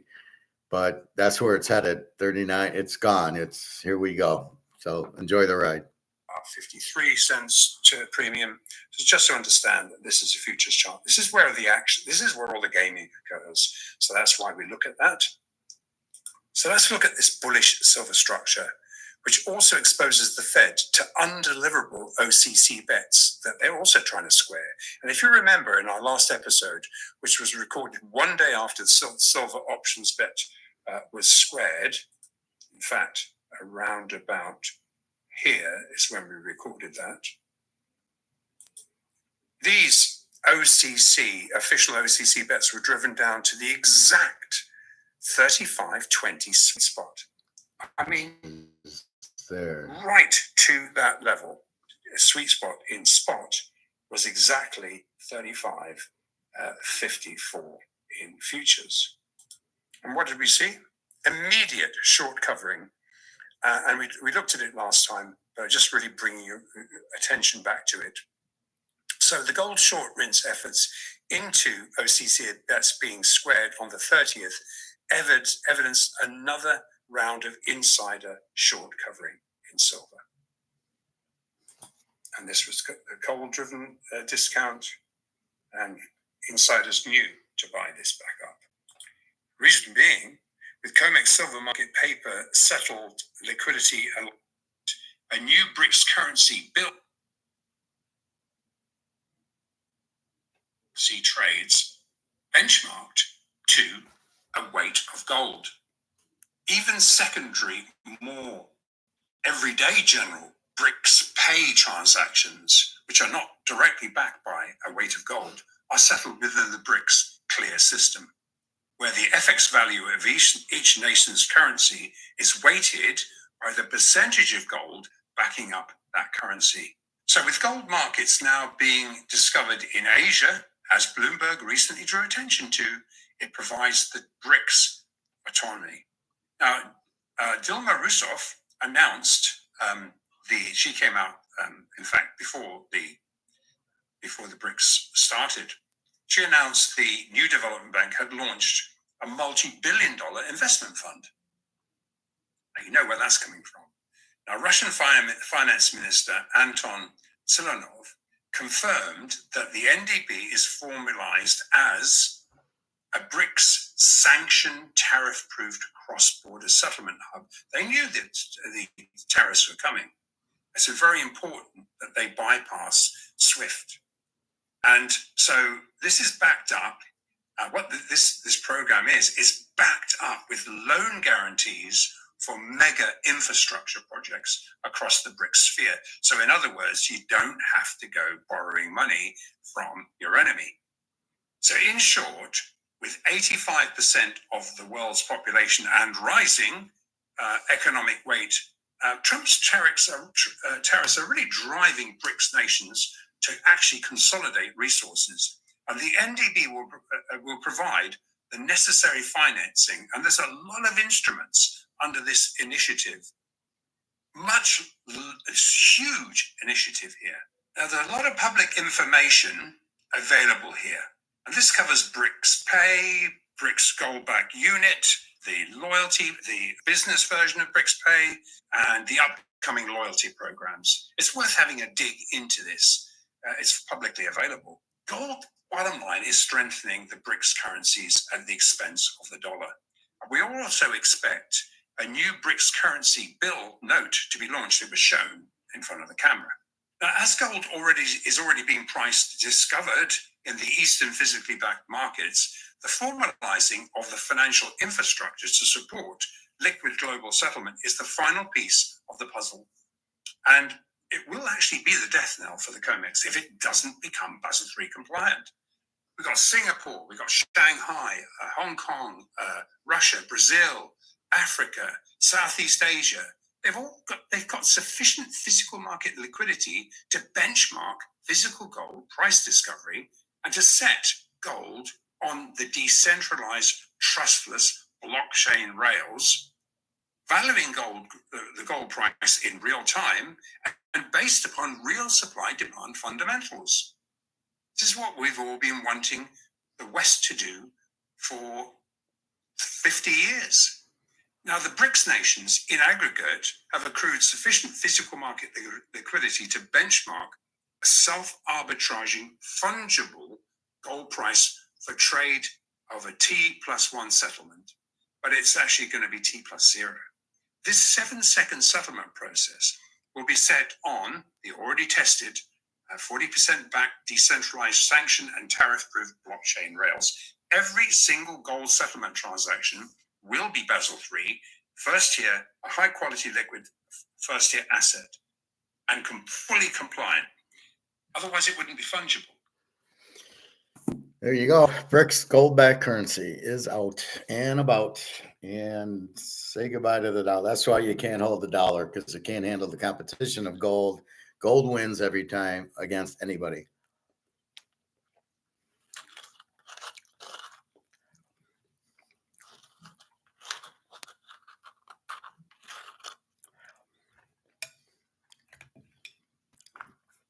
And that's what we've been waiting for. Like you said, for 50 years. Finally, gold back, BRICS currency.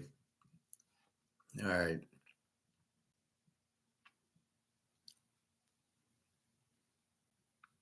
And this is this is a real global price discovery process. And as it gains liquidity, it will push back against the underpriced paper diluted Western exchanges. And while these bullion presented at the local London fixes is actually Basel III compliant because it has to be deliverable, these benchmark fixes currently only discover a small percentage of all of the CMA LBMA transactions. This is about to change. And as liquidity migrates into the globally fungible T+0 physical exchanges, a real supply demand will emerge and it will backwash into the FX fixes. So China's cross-border payment system, the CIPS, already interconnects 4,900 banking institutions. And while ignored by the mainstream media, it's not gone unnoticed that the Chinese SIPS platform overtook SWIFT transactions in May. So to sum up, this current paper-driven gold price suppression leg has really just opened one more opportunity for us all to join what every other central bank is doing, swapping, depreciating, debasing fiat currencies Inflated. to load up on physical gold and silver, this time into bargain basement prices. Guys, girls, everyone, I look forward to hearing your stories in 2 weeks from now. All right, that wraps up another episode. I think best thing to do, let's just pop in to the charts for a second because I think it illustrates it so much better. Now, with that in mind, into this big gold rinse. He talks about silver. I just wanted to do that. But anyway, exactly. I always get the feeling they're listening to me because they say the exact same thing I say. He keeps saying fungible, and fungible is the same. So this is fungible. They're all dollars that look like this. They're $1, they're $10. They're the same. That's what fungible is. A €5 and a €20. They're all euros. They're all the same. That's what fungible is. So we're getting what we want, what we've anticipated. And to answer everybody's question, now is the time. When's it going to happen? Boom. It's happening right now. Your biggest concern is going to be, will the gold guy still take your depreciated monopoly money for the valuable gold and silver? And that's why you run out and buy another 20 ounces of silver or another quarter ounce of gold because you know it's going to go up. It's a no-brainer. There's nothing to stop it. You can't inflate it. That's what hurts the dollars. They keep printing it. You can't print gold or silver. You can't fake it. You can't put lead and put gold around it and say, hey, look, it's gold, because they'll test it. And they say no. That's why we buy eagles and Kurans and maple leafs and philharmonics, because we know those are real gold, because that's the only thing that can hurt you is you're really not buying a real gold coin or bar. You're actually buying a fake one. That's why I warned you about these Chinese guys trying to sell $20 silver. Do not buy it. It's not real. It's probably copper, or it's probably lead or nickel, and with a little bit of silver over it, but you're not getting an ounce of silver. And if you try to sell it and the store checks it out, they're going to say, no, it's not real. So it's cheap enough to buy it now, although here we go with silver. This is it. Now, Trump's obviously lost his mind. CBDCs, what are they going to do? You cannot have a CBDC backed by monopoly money. And nobody wants it. So I have a feeling, and they're not very, very clear about it. I think it'll be like Bitcoin. You can hold dollars, you can hold Bitcoin, you can hold gold and silver. In other words, if they do introduce a CBDC, it'll be like holding Bitcoin. You don't have to own Bitcoin. You can still hold dollars. Bitcoin's an option. I believe the CBDC will also be an option, but they're not explaining it. So in other words, you can still hold dollars. You can still hold your Bitcoin. You can still hold gold and silver. And if you want, you get CBDCs. Now, CBDCs might be a problem if you want to get unemployment or Social Security. You might have to take CBDCs. I'm not sure, but if it is, that would be what I would pay rent for. Now, what's going to happen at the grocery store and your rent and your mortgage and everything else, your car payments, once the dollar says bye-bye, if it says bye-bye, it might just lose a lot of value. But if you're still paying your same mortgage, you're fine because the dollar's worth less, but you're still paying the same mortgage. That's how you really make money on inflation. You lock in a fixed rate mortgage and you're paying $2,000 a month, let's say, and the money is worth nothing, and you're still only paying $2,000 because you're fixed. Here's your $2,000 a month, even though it's worth $20. And that's how you beat them at inflation, is you pay them back in heavily inflated dollars that have no value. That's the good thing about debt, is you pay them back with nothing. So, there'll be a point in time very soon when the debt goes either to zero or or my gold goes up to $8,000 and I cash in an ounce of gold and pay the credit card, versus now I get $3,300 for it, almost $3,400. So I was getting $1,700. Now it's 34. It goes to 8,000, which will go to 15,000. Here's an ounce of gold. I get 15,000. There's the credit card paid off, if the credit card is even existing, because the banks will probably be, Citibank will probably be gone, and JP Morgan will be gone if they're doing these derivatives, shorting gold like a bunch of idiots. You want your money in with a bunch of idiots?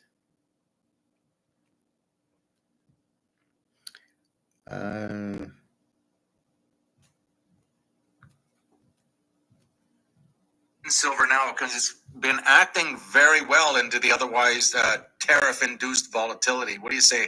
Yeah, Shane. So I think best thing to do, let's just pop in to the charts for a second, because I think it illustrates it so much better.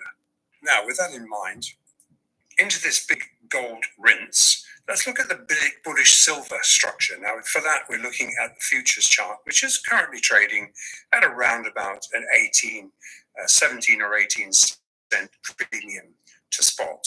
That will reduce to at par with spot towards the end of the contract. It started off at about 53 cents to premium. So just to understand that this is a futures chart, this is where the action, this is where all the gaming occurs. So that's why we look at that. So let's look at this bullish silver structure, which also exposes the Fed to undeliverable OCC bets that they're also trying to square. And if you remember in our last episode, which was recorded one day after the silver options bet was squared, in fact, around about here is when we recorded that. These official OCC bets were driven down to the exact 35.20 sweet spot. I mean, right to that level. A sweet spot in spot was exactly 35.54 in futures. And what did we see? Immediate short covering. And we looked at it last time, but just really bringing your attention back to it. So the gold short rinse efforts into OCC that's being squared on the 30th evidenced another round of insider short covering in silver. And this was a gold-driven discount, and insiders knew to buy this back up. Reason being, with COMEX silver market paper settled liquidity alongside producer financing initiatives leaching out into the Chinese physical exchanges, silver has now largely escaped the LBMA stranglehold. And these same actors are having difficulty in containing silver, which has not fixed below spot 36 since the 5th of June. We would view any offers to sell silver at current levels as a stacker's opportunity to load up. All right, Andrew, and now you had close contact, we understand, that was at the BRICS Summit recently here. Can you give us some feedback, or what's your take on what just went down there? Yeah, this week's very productive BRICS Summit just ended on Monday, and it elicited a pushback from Trump, who came back saying it was anti-American, et cetera, and talking about putting some big tariffs on the BRICS nations. But in keeping with the overall BRICS mandate of essentially taking barriers down and to empower multipolarity, the focus of the BRICS Summit has been really on accelerating financial multipolarity, now facilitated with the expansion of the new development bank, the NDB, bolstering its intra-BRICS national currency trades benchmarked to a weight of gold. Even secondary, more everyday general BRICS pay transactions, which are not directly backed by a weight of gold, are settled within the BRICS clear system, where the FX value of each nation's currency is weighted by the percentage of gold backing up that currency. So with gold markets now being discovered in Asia, as Bloomberg recently drew attention to, it provides the BRICS autonomy. Now, Dilma Rousseff announced she came out, in fact, before the BRICS started. She announced the new development bank had launched a multi-billion-dollar investment fund. Now, you know where that's coming from. Now, Russian Finance Minister Anton Siluanov confirmed that the NDB is formalized as a BRICS sanctioned, tariff-proofed cross-border settlement hub. They knew that the tariffs were coming. It's very important that they bypass SWIFT. And so this is backed up.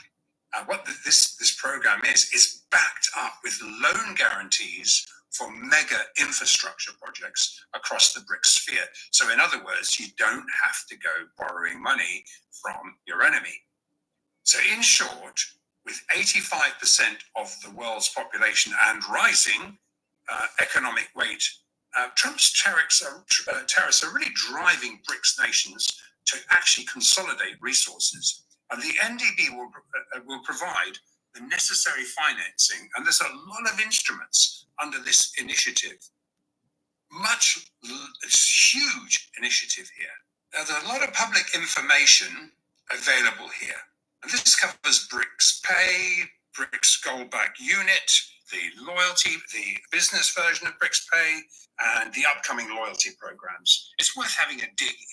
So it's funny how he makes sure it's a gold-backed BRICS unit when some of these guys that you listen to do not. They'll just say it's digital, but they won't say it's gold-backed.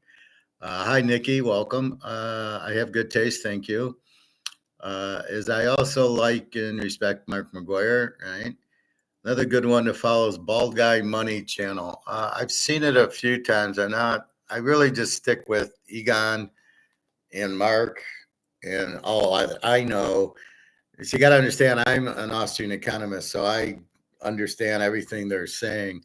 And some of it, I still struggle, and they don't know what inflation is. The overprinting, printing the money and devaluing it. The money's worthless. And they'll still say, well, they like calling it debasement, even though that's coins. And then they like to say, and the price going up. Well, if you understand inflation, you print more money, it's worthless. It makes the dollar worth less, and then therefore it takes more dollars to buy $20 steaks, which are $20 because of the inflation. And that's what see, I understand that most people do not. They want to call it debasement, and they want to say, well, the valuation of the money and the price is going up. Like, if you understood it, you wouldn't make that comment. But yeah, Bald Guy Money, I've watched a little bit. I don't know. I get it. The problem with Mark, he's only on every 2 weeks. Next week I'll have some stupid guest that's clueless. But like, that's why, to get this information. Now I am on different channels digging up BRICS, digging up gold, following gold, understanding it's all price fixed. So when we look at COMEX, we know it's price fixed. We know it's paper money, it's paper gold, not physical, and therefore we kind of ignore it. But we are taking close look at the silver. Mark didn't really give us silver, but he got into the charts, which I don't like. But basically, silver should be at 50 an ounce. Now that it's 39.17 on the futures, but the spot is 38. It jumped right through 37 and all the way into the 38s and deep into the 38s. Didn't just go to 38.02 and then back to 37.99. It went 38.02, 38.20, 38.40. So I'm really interested in tonight where China's going to take it, and China's buying the shit out of it. Like he said, 70,000 tons of gold in China. But we only want to look at the central bank and say, well, there's only 2,900 tons of gold in China. And you're like, listen to these idiots. So we got 30,000 tons in India. We got 30,000 in Saudi Arabia. And I don't buy the 12,000 in Putin's swimming pool. That might be the central bank, but Putin's got a lot of mafia and a lot of shadow banks and everything. So my guess is there's probably close to 30,000 tons in Russia. The war is expensive, but the ruble's in trouble. And that's how I view it. I look for silver to hit, I don't know if it'll hit 50 this week, but it'll hit 40 this week. And I'll come back on and say, see, I told you it would hit 40. Yeah, once it's breaking and everybody asks me when, this is the when. And now we'll see 40. We'll probably get into the 41s, 42s, and then we'll see 50. And then you're going to see 100, and you're going to go, oh, I thought 50 was the record high. It is in paper. It isn't in physical. There is no record high physical silver because for some reason, COMEX prices physical, even though it's all paper. What the fuck is that all about? I can never understand why physical is even related to COMEX. It has nothing to do with it at all. So in trading places, was the orange juice now $29 for what, a quart? You go get the Minute Maid at the grocery store. Was it, or it ended at 29 or 26. What did that do with the price of orange juice at the store? But why do options that are fictitious and paper reflect the price in things that are physical? What? They're not related. That's like doing an option on this, and then you get this. This is a real bottle. I want $100 for this bottle. Not, well, the option says 10, so you get 10 for it. Well, that's the option. You can go buy the paper whiskey. If you can drink it, go be my guest. So that was Mark.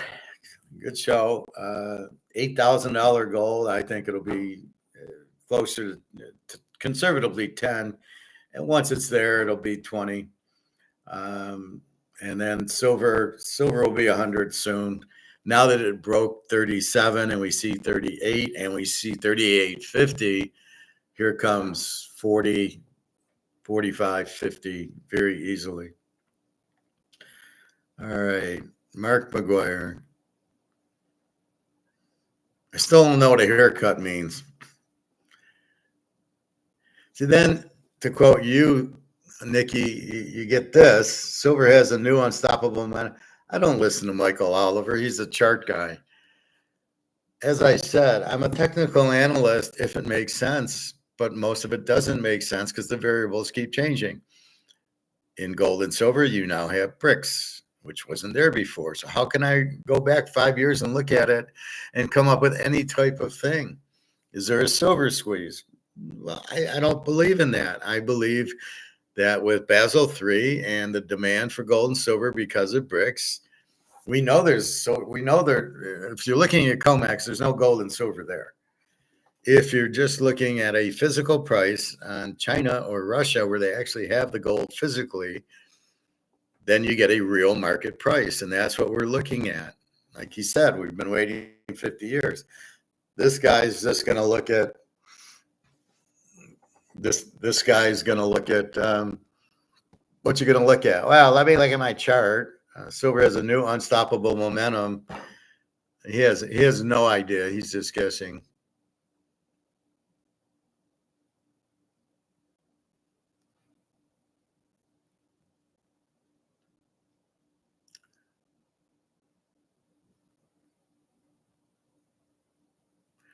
China's digital currency disaster. See, China's trying all this first, and nobody wants it because and it's communism where you think everybody would do what they're told, and they're telling them all to fuck off. So people can't get their money out of the bank. I'm not sure what's happening with their gold. I'm under the impression that they're losing their gold, that the state's stealing it, which is what I always thought would happen. Having their citizens buy gold. Well, if I bought it, it'd be in my mattress. It would certainly not stay at the bank. You cannot trust the banks with anything. Do not keep your money in a safety deposit box. Do not keep your money in the bank. Take your money out. You buy gold and silver. You put it in a safe place, in your safe, in your freezer, somewhere where it's safe. Go to a U-Haul locker, whatever. Not in a bank, not in a government building where they close it down. The bank, you're going to go to the bank and they're going to say it's closed. And you say, I got 200,000 in there. Not anymore. It's ours. Well, how about my safety deposit box? I got $1 million worth of gold. Sorry, you can't get into our bank. That's what's going to happen. So you either play stupid and let that happen to you, or you get smart and you take it all out and don't let it happen to you. I'm rooting for B.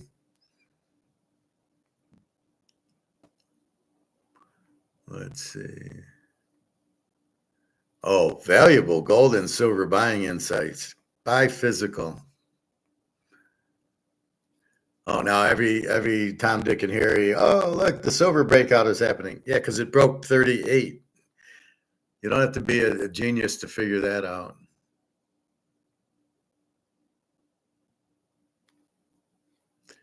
I hate that guy. Now, here's an interesting one. Russia ramps up forces to end Ukraine war, which I can't wait. So I can finally go to Russia and be with Daria. This is ridiculous. Russia, why doesn't Ukraine just surrender? Because they keep washing their dollars. They're laundering the money. Zelensky gets the money, puts it in his bank in Croatia, or no, in where's that? I can't think of the country. He just washes his money there.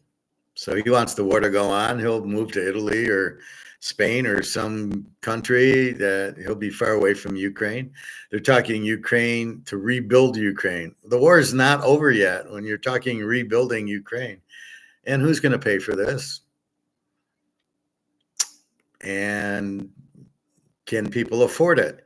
So you're going to build houses and charge what? American money, $200,000 for a house in Ukraine? You'll never get anybody to buy it. They don't have money in the Ukraine. Their money's 41-1 to our dollar. I've been there, been to Odessa, been to Lviv. You see my pictures on, when I put my thumbnails on, the candy is all from Odessa, and the pretty, again, some of the, when you're on the box, they have like a mattress out with an umbrella. That's from Odessa, from the Black Sea. Very nice, but they don't have any money there. Nobody's going to sit there and spend $100,000 on a house. They don't have it. My friend Jenna pays $200 American for her rent per month. 200. So she can afford a $2,000 house. So I don't know what everybody's running there and the defense contractors. It's a fucking mess here. George Soros will win as he's bankrupting America, which is his point. I haven't been to the gym. Yeah, that's good.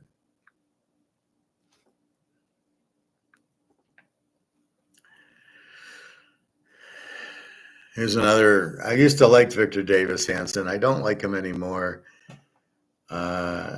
He made some stupid comments about inflation and gold, and I've lost him on that.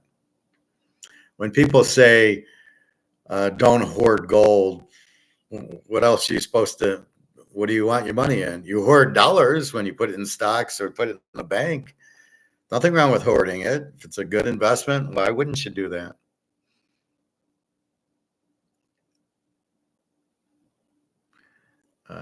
Anyway, what else do we got? So must eat after 50 is basically what we eat, right? The avocados, the veggies, the leafy greens, the steaks, the hamburgers, especially salmon. You got to get these omega 3s in your system. There's omega 3s and omega 6s, and you want the omega 3s. I take fish oil tablets. I just got a salmon yesterday, so I'll eat that. That's really high in omega 3s because your body starts slowing down. So things you ate at 30 and 35 and your body handled, now after 50, your kidneys start getting a little worn and you got to keep them clean. And so you can't throw ice cream sundaes and Oreo cookies in there and Fruit Loops and all that. Your body has a harder time getting rid of the crap sugar in it. So if you don't put anything in, you don't hurt your body. So that's where we're at. So be careful with your sugars. I was having too much caffeine-free Diet Coke, and I've just killed that. I was having a little, and after workout, I didn't want the caffeine, but it's the way the pop is made, even though it's not sugar, but sugar-free or with caffeine or without. The best I have is maybe a diet squirt or something like that. But I try to stay away from Coke and Pepsi. But I'd go to the Speedway, and on the way home from the club, and I'd be really thirsty. And I'll get water when I get home. I ain't gonna pay for a bottle of water $2. It's a joke, because it's not any different than the water you get out of your sink. And so I did that, and yeah, my feet were bothering me. My feet feel great now. My back's a little sore, but I'm trying to lose a few more pounds and get my back better. But that's what hurts is the sugar you have or the pop, especially the pop and stuff and the juices. You gotta avoid that crap. It's a lot of water. It's a lot of tea. It's a lot of squeeze some lemon and cinnamon and ginger in it, and that does help you. Putin announces total annexation of Ukraine. Putin vows to seize whatever. What's Putin vow? Putin vows to seize. Until now, game changer. Putin vows to seize full control of Ukraine, delivers ultimatum to Zelensky. But again, it doesn't really do anything. Zelensky doesn't care. They don't listen to him. Putin's got to destroy Ukraine. They're forcing him to. It's really stupid.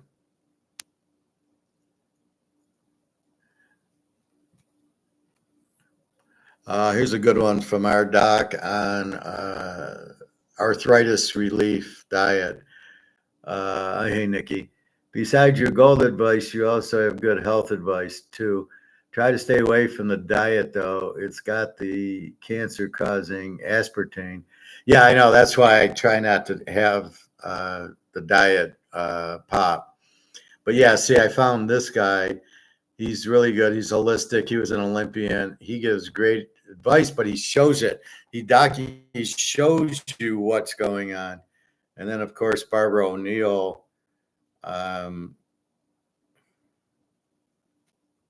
Where's my Barbara O'Neill stuff?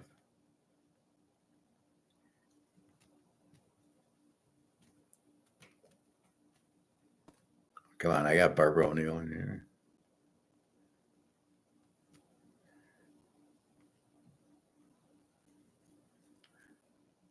Yeah, let's see. I know I watched some Barbara O'Neill. Yeah, so these are my two doctors. Barbara O'Neill, prevent a stroke. It's again, don't eat the sugar and stuff like that. She's very good, as is Dr. Stein, as is this guy. So these two, if you want to see how do I get this, how do I do that, this is bothering me, they'll they'll talk you right through it. They got most. I found them when I was diabetic and I didn't know what diabetes was. All diabetes is high blood sugar. You want to beat it? You can beat it. All you got to do is stop eating the fucking sugar. Throw out the cereal. It's the high fructose corn syrup that's in salad dressings. It's in ketchup and barbecue sauce mostly. Get it out. Even I went to get beets at the store. Normally I buy them in the veggie part and I cook them. The best way to make a beet, you put it in water and you boil the water for a half hour, and that softens the beet and it still tastes nice and sweet. It's very sweet, the beets. But I bought a can once and I looked on the ingredients, high fructose corn syrup for fucking beets. So you got to be careful of that. So I basically go to the grocery store now. I go to the fruits and veggies, and even the fruits I got to be careful with. There's a lot of sugar in them. But the veggies I'm good at. A lot of broccoli and cauliflower. Like now, instead of chips, I have cauliflower and I dip it in Ken's dressing that's not high fructose corn syrup. It's got a little sugar in it, but not high fructose corn syrup, or not, as you're saying, the aspartame. There's no aspartame in the Ken's. Ken's is a very high quality. It's a little bit more expensive, but not really. But I'll tell you, between this guy and Barbara O'Neill, I haven't been to the doctor in years. What's the doctor going to tell me? He's going to put me on pills. I don't want to be on pills. Pills are the problems we have. They don't cure you. I was talking to a friend, and he said his daughter tried to commit suicide because she was on antidepressants. And the problems with the antidepressants is they make you want to commit suicide. I said, you got to be kidding. So there's really nothing a doctor is going to give me that I'm going to take. Even antibiotics are terrible for you because they kill everything. You really just want to do a fast. I just did a 70-hour fast. I just got done with it. I started it Sunday night, Monday, Tuesday, and I ate Wednesday night. 70 hours. Feel much better. My feet are fine. My back's a little tender. Like I said, I was swinging my golf club. I pulled out a 9-iron, and it was stiff. I'm a little stiff, but I hadn't swung a club in years because my back got bad and my feet were getting bad. I notice a lot more gout now. It's probably from the aspartame and the whole makeup of pop. If I have that, I try to avoid it. And then they say, well, it's the meat. Well, I'm starting to get grass-fed meat. So it's not much more. You can get them for like $8 a pound at like a Meijer's or at Walmart's. They come they're already prepackaged. So you get a 1-pounder. It's about $8, and it's, when you look at what a regular hamburger costs, maybe $6. So a little bit more, but there's not much difference in taste. I marinate it the same way. So you do that. Yes, the Olympian guy and Barbara are awesome. A third musketeer in the health department who is excellent. Oh, too, is Dr. Eric Berg. Okay, well, I just go by what pops up. So once I see Dr. Enberg, and he cured me from diabetes by saying he introduced me to fasting. And fasting is you can have water and coffee and tea. You just don't put in milk, and you don't put in the sweeteners. You stay away from, like you're saying, the aspartame. So I don't use sweeteners anywhere. I use cinnamon. And I take dark chocolate over 80, and I have cinnamon, dark chocolate, a little bit of honey, not a lot, but a little bit of honey if I want sweet, and I squeeze lemons. I eat my lemons and olive oils. I get away from the canola oil and all that shit. Get away from yogurt. Like I said, I go to the grocery store. I don't go in half the aisles. I go in the salad dressing aisle to see if Ken's just had sales. They're $3 a bottle, so I got like 4 bottles. That's when I buy Ken's. Otherwise, it's like $4. The dark chocolate I can't buy because they went from $2.50 to $4.75. So I go to Walmart. They have a Swiss premium dark chocolate for $2.50. It's an off-brand, so I buy that. And be careful. I don't buy cherries or grapes. They're a little too sweet. But I've been buying plums and nectarines. Usually avocado I eat every day, as you see my avocado breakfast, which is at 11:30, 12. No breakfast. I might have a coffee for breakfast or a glass of water with some Celtic salt and cayenne pepper. A lot of that goes on everything now. You got to stay away from the regular salt because that kills you. But the Celtic salt's 85 minerals, which you need because they take all the minerals out. They're killing us with the food. I heard Brazil's taking over our meat thing, which is probably why the meat's starting to taste like crap. You got to be careful. But there's a company that Brazil has that's they're buying out all the American stuff. It's just frightening. We let our food go to waste. What are we supposed to fucking eat? Nikki, check out Dr. Mandel for your back and bones, muscles issues. He's excellent with that and health tips. Yeah, I watched some of them. If I had like that nerve problem in my back, and I don't know which doctor, but I did specifically go to that doctor. Normally, though, from what I see, is just do a 72-hour fast and your body cures you. Your body will cure you. You break your ankle, like magic, the bone heals. And that's what I always live by. So all I just do is to help my body heal, I'll do a 72-hour fast. Next thing I know, ain't nothing bothering me. I've lost some weight, but I'm not really trying to lose weight since I don't eat the sugars very often or the pop. Normally, maybe a tiny bit. Like I said, it might be diet squirt, but normally then I'm not gaining weight. I've had the same body now for like 5 years. I lost like 50, 60 pounds in my, if you look at my older videos, and I had, my blood pressure was like 180 over 130.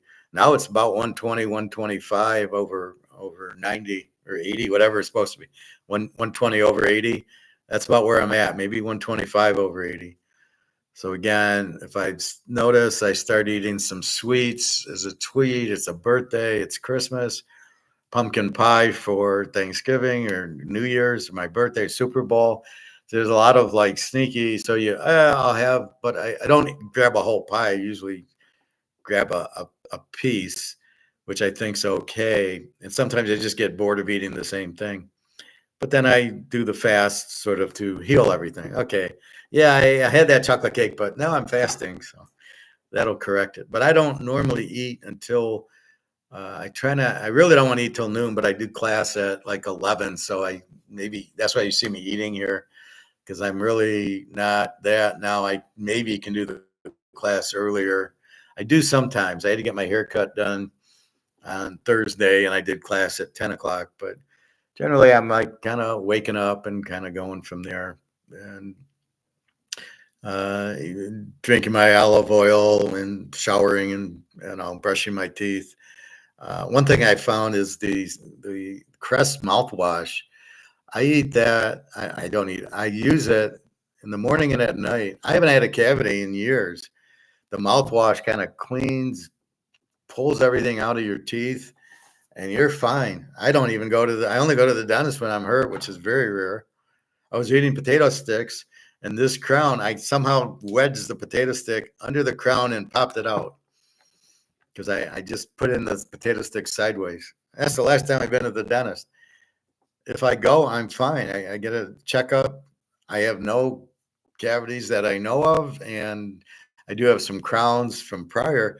Had I known this when I was 20 years old, Jesus Christ, what a different life that would have been. I never touched an avocado before the diabetes, but now my blood sugar is fine. And I don't really test it. I feel fine. I'm like, what am I looking for? If my car runs, then I change my tires and my brakes, get an oil change. I'm not fucking with the engine or the transmission. If everything's fine, then I'm fine too. But that's it. So that's what I'm looking at. So yeah, I do. If I do have like the sciatic, that's what it was. If the sciatic's bothering me, I did look for some doctors and kind of did some exercises. I had the inner ear ringing, and then I watched one of these doctors and it went away. I did something and it was fine. and I haven't had it back. So yeah, I do watch them, but I think the best doctor is you and watching what you eat. And if you really have some pain, just do fat. Like I'll fast from my back before I do anything. I might do some stretches. I notice when I go walk the lake, my back kind of crunches up on me. That's why I go to the pool a lot. I run in the pool and my back never hurts me. But when I'm at the lake, I can do about half a mile, 3/4 of a mile, and I go to a fence and I stretch it out, and then it feels okay. So it must be crunching in on the nerve, but that's why I don't play golf. I couldn't play 18 holes. My back would be hurting me. So I basically swing my wedge or go to the putting green and putt. It's funny, I hadn't played in a few years. I went to a putting green the other day and I pull out my putter and I knew my grip's like this. I put this over, so it's like that. And I immediately went to my grip. It's sort of like this, right? That's my grip on my putter. And I immediately, without thinking, knew my grip. I didn't have to think about it. All right. Anything else? This will probably be food. Our arthritis relief diet. Don't eat sugar. No, it's all the same. You want to not get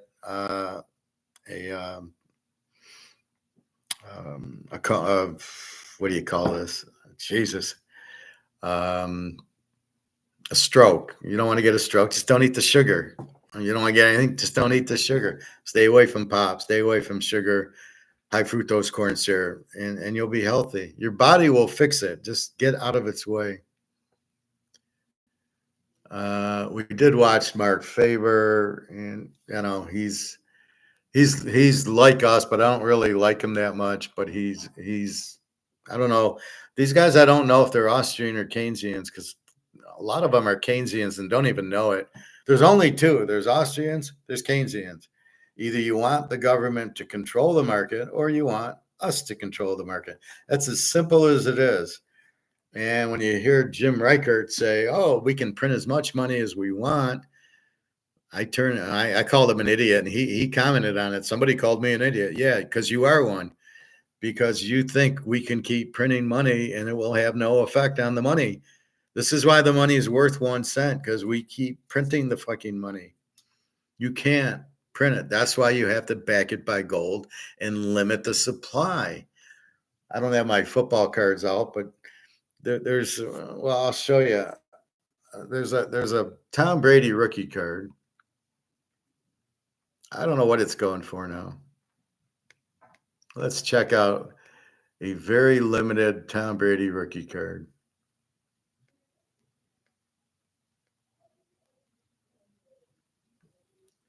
There's a Tom Brady rookie card. It's numbered 10. They only made 10 of these cards. Gem Mint 10. Well, let's go into the auction.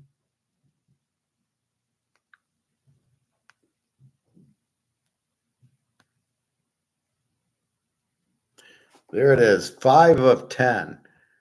They only made 10 of it. Do you think this is worth more or less than his regular rookie card? Well, when I show you the price, $5.8 million they want, because it's Tom Brady and there's only 10 of them. And you'll probably never see the other 9, because who even got it? $5.8 million. That's why you must keep your money limited. And if you don't, you're fucked. That's why you can't keep printing it. But Reichert doesn't have the basic fundamentals to even be on YouTube giving any advice. And if you listen to him, you're out of your mind. Anybody that says you can keep printing the money has no idea what they're talking about, because you can't. You've got to keep it limited. The more limited the money is, the more limited anything is, the more it's worth, right? Here's 10 of them. It's worth $5.8 million. If we go into a regular, there was another Brady refractor rookie, and it was 200,000. Why isn't it $5.8 million? Because they made more than 10 of them. And then that leaves me with my one card. I have a Steve Eiserman 1 of 1. What do I value it at? Because I can't know, because there's no other card that's sold because it's only 1 of 1. There's no another one to look at what that went for. So I don't know if I priced it at $1 million or not, but it's a 1-on-1. The difference is it's Steve Eiserman and not Tom Brady.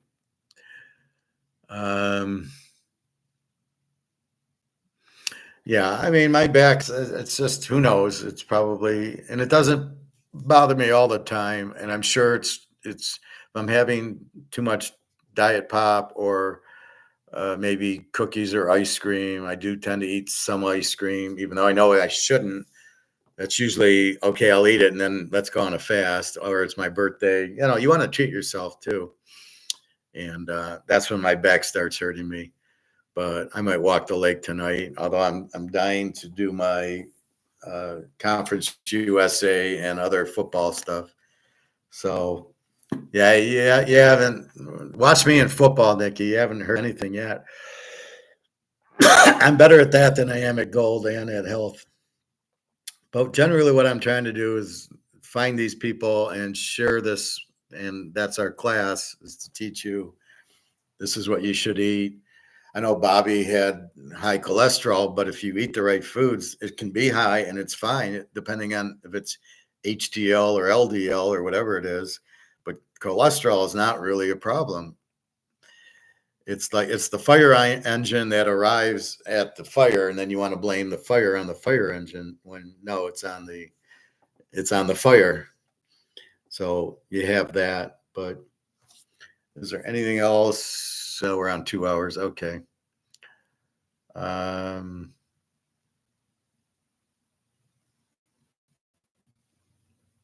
Africa's keeping a lot of their gold. So us and the French have been going to Africa and stealing their gold and minerals for years. And now Russia and China are like saying no more. So now Africa's actually keeping their gold. And $500 million gold shock. Africa dumps. Meet my new favorite health gadget that unlocks better results from. Africa dumps US dollar, buys more gold, 500 million worth. So you have a lot of that happening. Everybody's dumping it. Basel III is making the COMEX. COMEX is bullshit. It's price fixed. It's JP Morgan doing what he did to Madoff, which is basically he's in on the scam. And it's all paper. It's all price fixed. It's bullshit. Finally, though, we've got physical and we've got bricks. And that's why I say you cannot do a trend when there's new variables. So all of a sudden, Mahomes in the league. Oh, I can't trend Kansas City the way I've been trending them. Penix comes into the league last year. I can't trend Washington the way I was. I now have a new Washington trend, which is 1 year. I can't go back 5 years and trend the Washington Redskins. I can only go back when Daniels. I got Penix now in Atlanta. That'll be starting. We got Bo Nix at Denver. Now we got Caleb, but we can't even do that because now we got a new coach. It kills me about Caleb. Caleb's terrible, all right? He had Lincoln Riley and he had Cliff Kingsbury as his offensive coordinator his last year at USC, and he sucked. Caleb was terrible with Lincoln Riley and Kingsbury, two offensive gurus. So you think he's going to do better at Chicago? He's not good. You just got to realize he's not good. Why they didn't draft Daniels just shows you how bad they are. So now he's got the Lions offensive coordinator, and everybody thinks that's going to go great. Well, you don't have the running attack that the Lions did. You don't have the offensive line the Lions did. And you probably don't have the receivers. You have DJ Moore, and that's about it. So, Romo Doozy's a nothing, and then Luther Blue or whatever from Missouri is not going to, he's decent, but that's not your problem. You don't have on Detroit, they had the option, hey, if I can run, I'm going to run first, and I'm going to do a lot of play action off the run, but I have good running backs and a good line to do it. You don't have that at the Bears. They don't have running, and they don't have a good offensive line. Even though they added players, offensive line, it has to be together for 5 years, and it's a unit. It's not like I can add, Jerry Rice and now I got a receiver. It's a unit. You have to have multiple. You have to have them play together, which you don't, and you don't have running. So Caleb will go back to pass. They're just gonna blitz the shit out of him. So that's the problem, and he's not a runner like a Lamar or a Hurts or any of those guys. So that's what you have there. But that's what people don't understand about technical analysis. It only works if Bricks has been around. Like in 10 years, you can do a technical analysis on gold going back to now when Bricks comes in and Basel III comes in. But when you have these new elements, I call them, what do I call them? Jesus. New variables. When you have new variables, like Mahomes coming in, like Daniels, that's a new variable. I can't look at before. I can't look at before for gold and silver because it's been paper fucking Comex. It hasn't been physical. It's never been physical. How we got to a point where we don't have a physical price on gold, you got to be fucking kidding me. So who runs the country? The banks. Who runs the banks? The mafia. Who makes out by having paper gold? The banks, because they do these stupid options and derivatives where they short and they buy, they short and they put the same options, and that's it. They do that. It was all a game, but never were you supposed to do physical. That was never supposed to enter the equation. Because we're doing physical now, it blows up Comex. And we'll get our physical price, which is 10 times higher than the price is now. Nikki, I can't wait. I'm going to hammer your Georgia Tech play, but I will take money line with Dion away all summer because of health issues. And Colorado losing his son and Travis Hunter will be tough. Well, I really love King. Haynes King, he had like 14 touchdowns and 2 picks. He runs a lot. I love the coach there. He's so undervalued. Him and the Iowa State coach. I love the Iowa State coach. What a great coach. Those are the keys. You've got to, again, I'm trying to make the mess out of that. But Georgia Tech, I might tease it and get +3. I think they're laying 3. So instead of money line, I don't know what I don't do money lines because I do teasers. So if I lay 3 and I can get 3 with Georgia Tech, I'd rather get 3. The odds on me winning have increased, and it's not hard for me to pick a second team to put them with. Ohio State and Texas. Ohio State's got a new quarterback from Alabama. I think he's a freshman or a sophomore. Good luck with that. And then Texas with Arch Manning. The guy's done nothing. He had 9 touchdowns and 2 picks in 2 years for Texas. He wasn't good enough to beat out Ewers. How good is he? Well, he's Arch Manning. Yeah. And how good is he? You have no idea. You've never seen him play. So I can't comfortably take Texas +9 against Ohio State, nor can I take Ohio State +3. The only way you can play that game is under, because they both will have good defenses. Ohio State lost both running backs. They lost Mbukwa, the receiver. They do have the kid. But if I'm Texas, I'm double teaming him, right? Take him away. But Texas should have a solid D, and Ohio State always has a solid D. And apparently they have no quarterbacks and no offense. And Arch Manning is not going to light up Ohio State. Ain't going to happen. Peyton Manning couldn't light up Ohio State. Peyton Manning, do you realize that Tennessee lost every year to Florida? The Urban Meyer teams beat them every year. I think it was Urban Meyer at the time. So that's when if there's no quarterbacks, how the hell are they going to score? And that's when you go under on the game. And we'll look at our Georgia and our Alabama. Alabama should have I don't know how good the quarterback is, but we'll see. That's the notes I'm taking. I'm resetting my quarterbacks, and then I'm putting notes in my spreadsheet to say, this guy's real. There's one guy in a smaller college, I haven't gotten to the Sun Belt yet, but I like the AAC or something.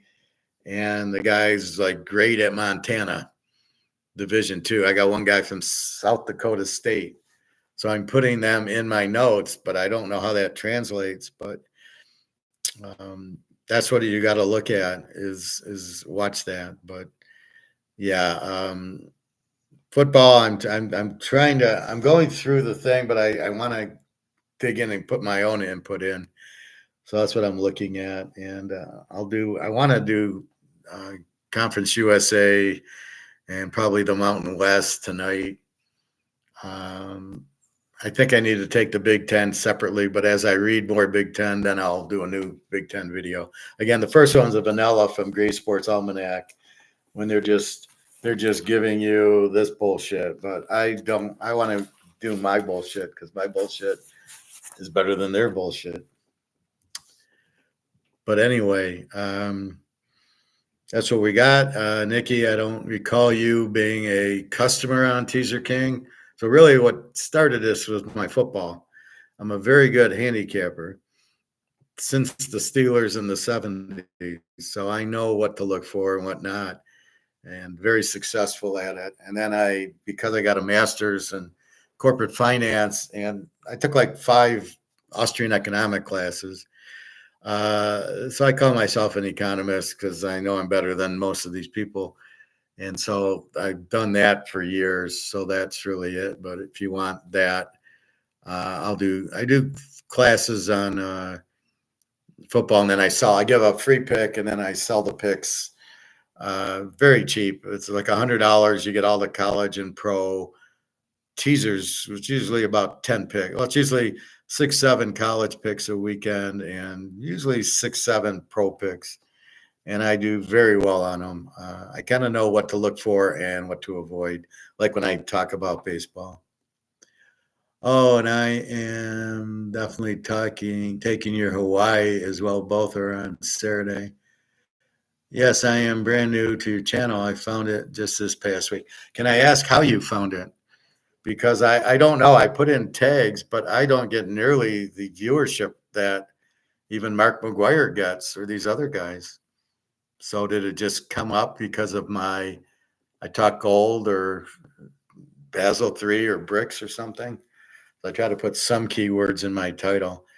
But yeah, I've always wondered, why aren't I getting 10,000 subscribers and 10,000 views in an hour like some of these others? But I think they're bots and stuff like that, which I don't understand.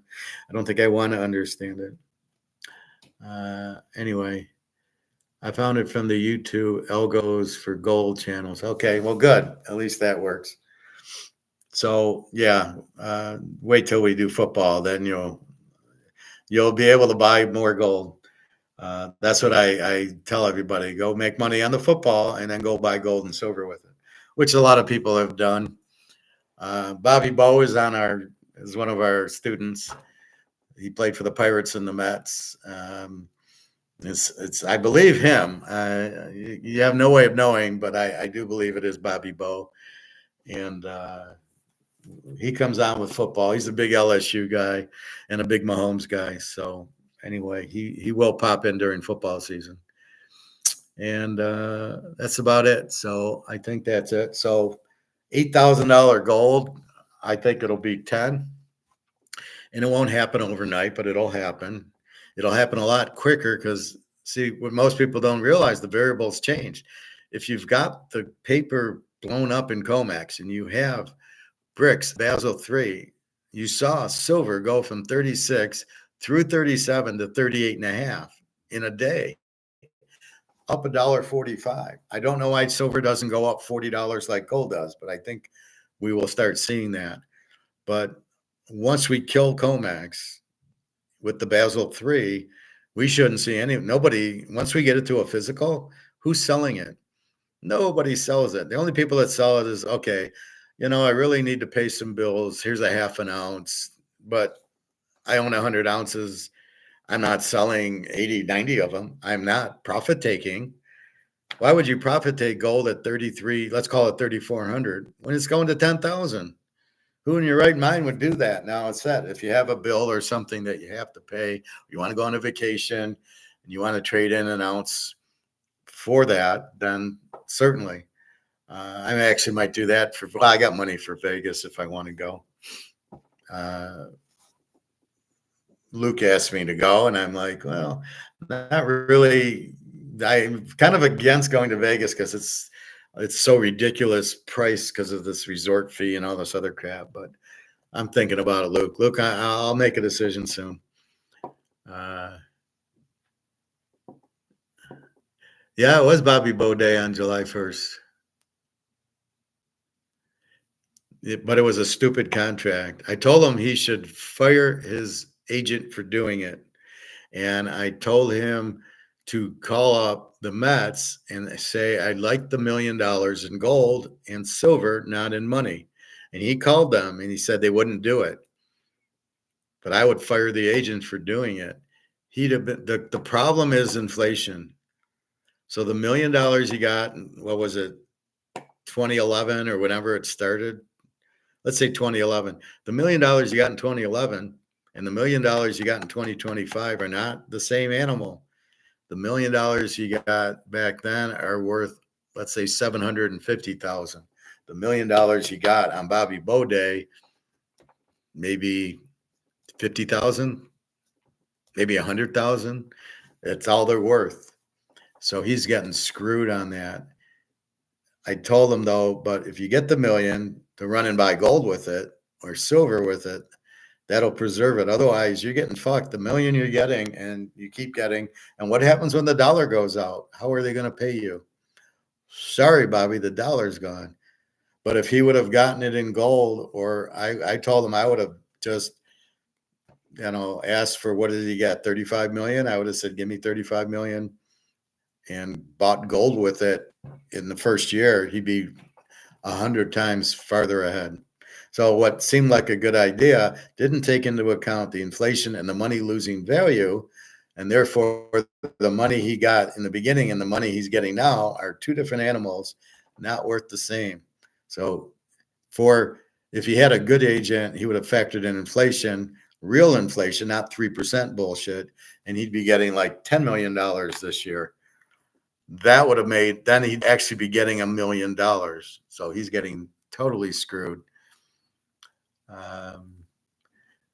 Yeah, thank you. A shame that they wouldn't take it. Well, they're not idiots, although the old owner was with Madoff, so I get maybe they are idiots. Well, the agent, what sounded good, the agent didn't understand inflation, which few do. It's printing the money, making it worthless. It is not prices. So the $1 million today and the $1 million in a year are not worth the same. And the dollar going out, like I said, I go to a jewelry coin shop a few miles away to buy my gold and silver. And my biggest fear was he would stop taking dollars. As I'd say, I want to buy more gold, and here's $3,000. He said, I'm not taking dollars. That was my biggest fear, because we know it's worthless, and we know the gold's gold. And how are we supposed to buy the gold if we can't use the dollar? He said, no, don't worry about that. As long as he can use the dollar to pay rent and pay his employees, he'll take it. As soon as he can't, then we're all fucked. That's why you got to buy your gold and silver now. Because if you keep waiting, not only is it going to be $5,000-$6,000 an ounce, or as MMcgwire said, $8,000, what are you going to use? Dollars? But the prices keep going up. You won't have $8,000 to buy the gold with. That's my concern. That's why I've been buying it for the last 5 years. I am 5 steps ahead of the game. So that's the point. So if you have money, and I would go buy, if you can't really afford the 3,500 for the ounce, go buy quarter ounces. I just bought one for 9 1/4, which I used to pay $300-$400 for. And then the silver, it's $2 over spot. I would just back the car up and buy $1,000 worth of silver. Some people have asked me, should I sell my gold for silver? And the answer is never. You don't get rid of your gold for silver. You can't do that, because gold's going to the moon. So you're going to lose that opportunity. So the idea would be take dollars. Maybe you sell your Rolex. Maybe you sell your Picasso or your That over there is a poster of a Van Gogh. So I've been to Amsterdam, and I actually went to the Van Gogh and Rembrandt museums. But if you actually have a real Van Gogh, then yeah, you sell that maybe for some gold. But yeah, you never want to take money in the future because of inflation. And that's basically because the idiots in charge print the money. They just keep printing it. That's why you can't have big government, because if you have big government, how are you going to pay them? That's why you can only have a certain amount of government, because you got to pay them all, and they don't produce revenue. They don't sell a product. They're all a bunch of fucking attorneys, and they don't produce revenue. So how do they pay for them? Oh, we'll just print money to pay for them.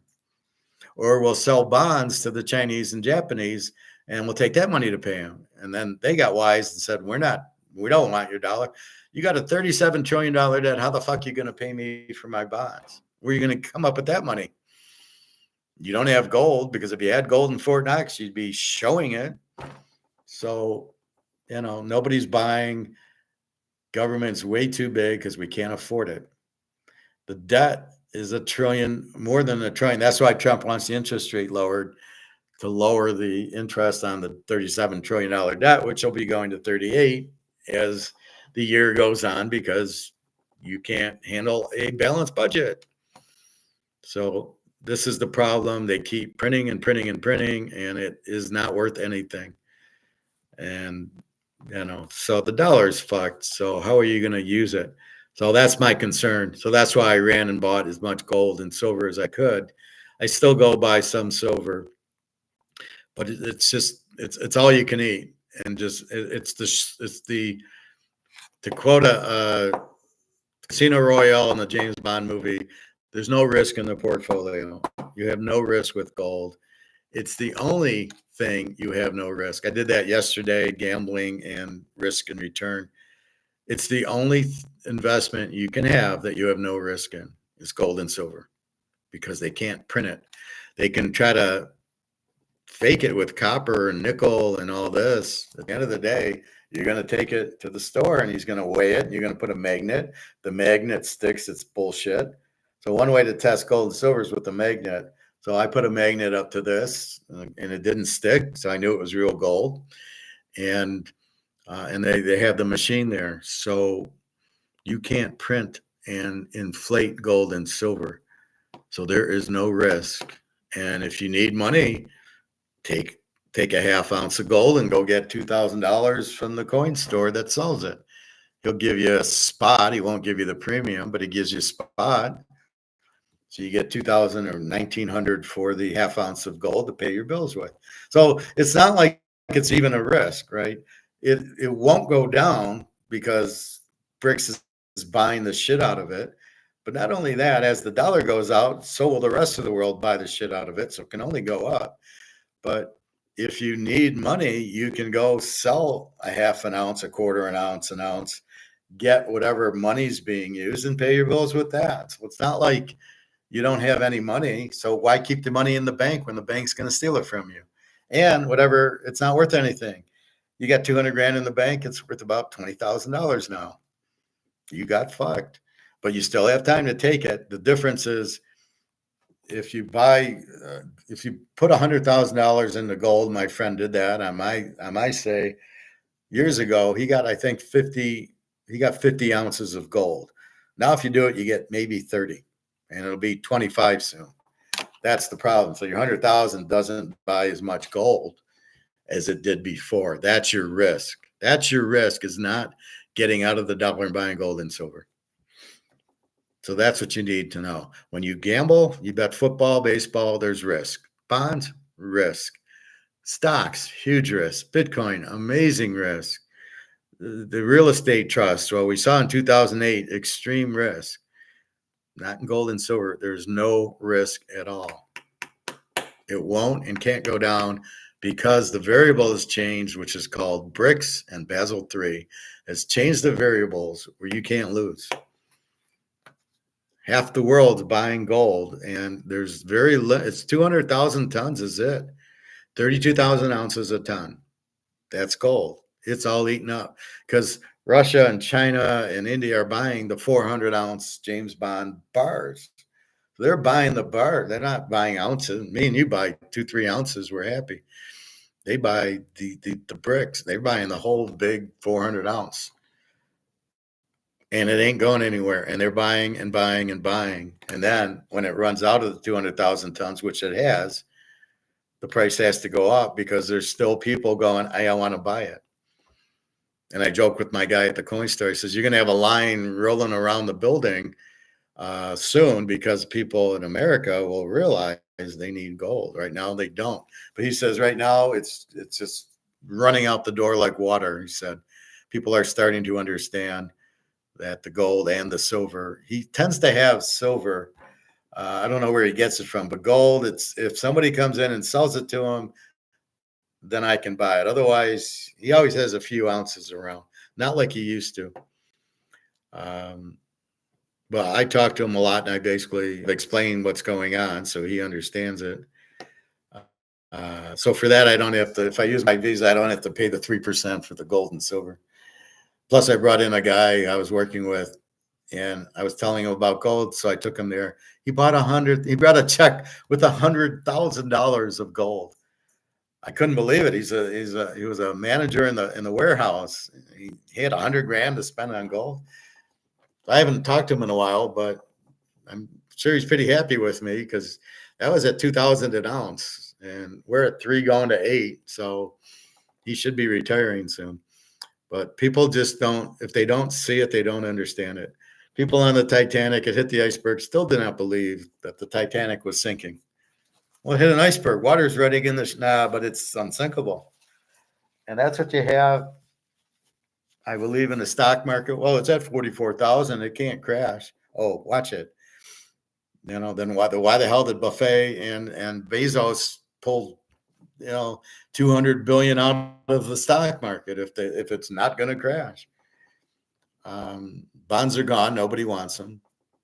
Real estate market's about to crush because interest rates are going up with the inflation. People won't be able to afford the houses. The biggest thing that nobody really understands is the factor of people need money. And if you lose your job, what do? You sell your assets. So you're sitting there with Bitcoin, and you got up one Bitcoin with $116,000 or whatever. And I don't know who's buying them. Who has $116,000 to buy Bitcoin, an instrument you can't see? You don't even know what it looks like. You have no idea about it. And yet you can't hold it. You can't see it. Can't put it in your safe. Yet you're going to pay $116,000 for air. But what will happen is, as people need money, they're going to sell it. Well, I got to sell a Bitcoin. I need 20,000. I'm going to sell 20,000 Bitcoin, which will make it go down. In the real estate, well, so you'll sell your stocks, and you sell your real estate trust, stuff like that. You'll sell. What you won't sell, obviously, they're going to sell they might sell their silver. They're going to sell their stocks. They're going to take money out of the bank. And that's why the housing market collapses, and that's why other things collapse. The stock market collapses because people need to sell stock to do it. That's why Madoff collapsed. People needed margin calls on their stocks for dropping, so they went to Madoff for their money. Otherwise, he'd still be in business.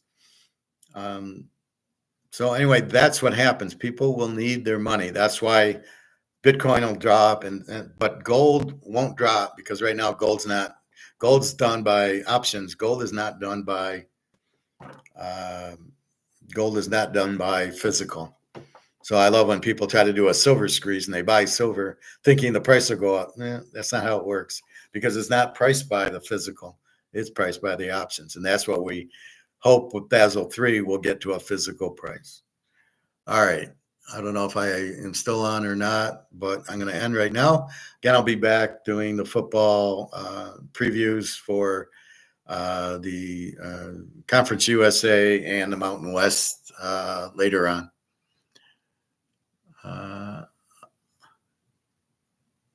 All right. So, Nikki, www.teaserking.com is my website. You can see my football. I keep my history up. You can look at my plays and look at my old videos and go from there. All right, I'm going to end because I don't know if I'm still on. www.teaserking.com. I'll be back on later and, of course, tomorrow morning. All right, take care, everybody.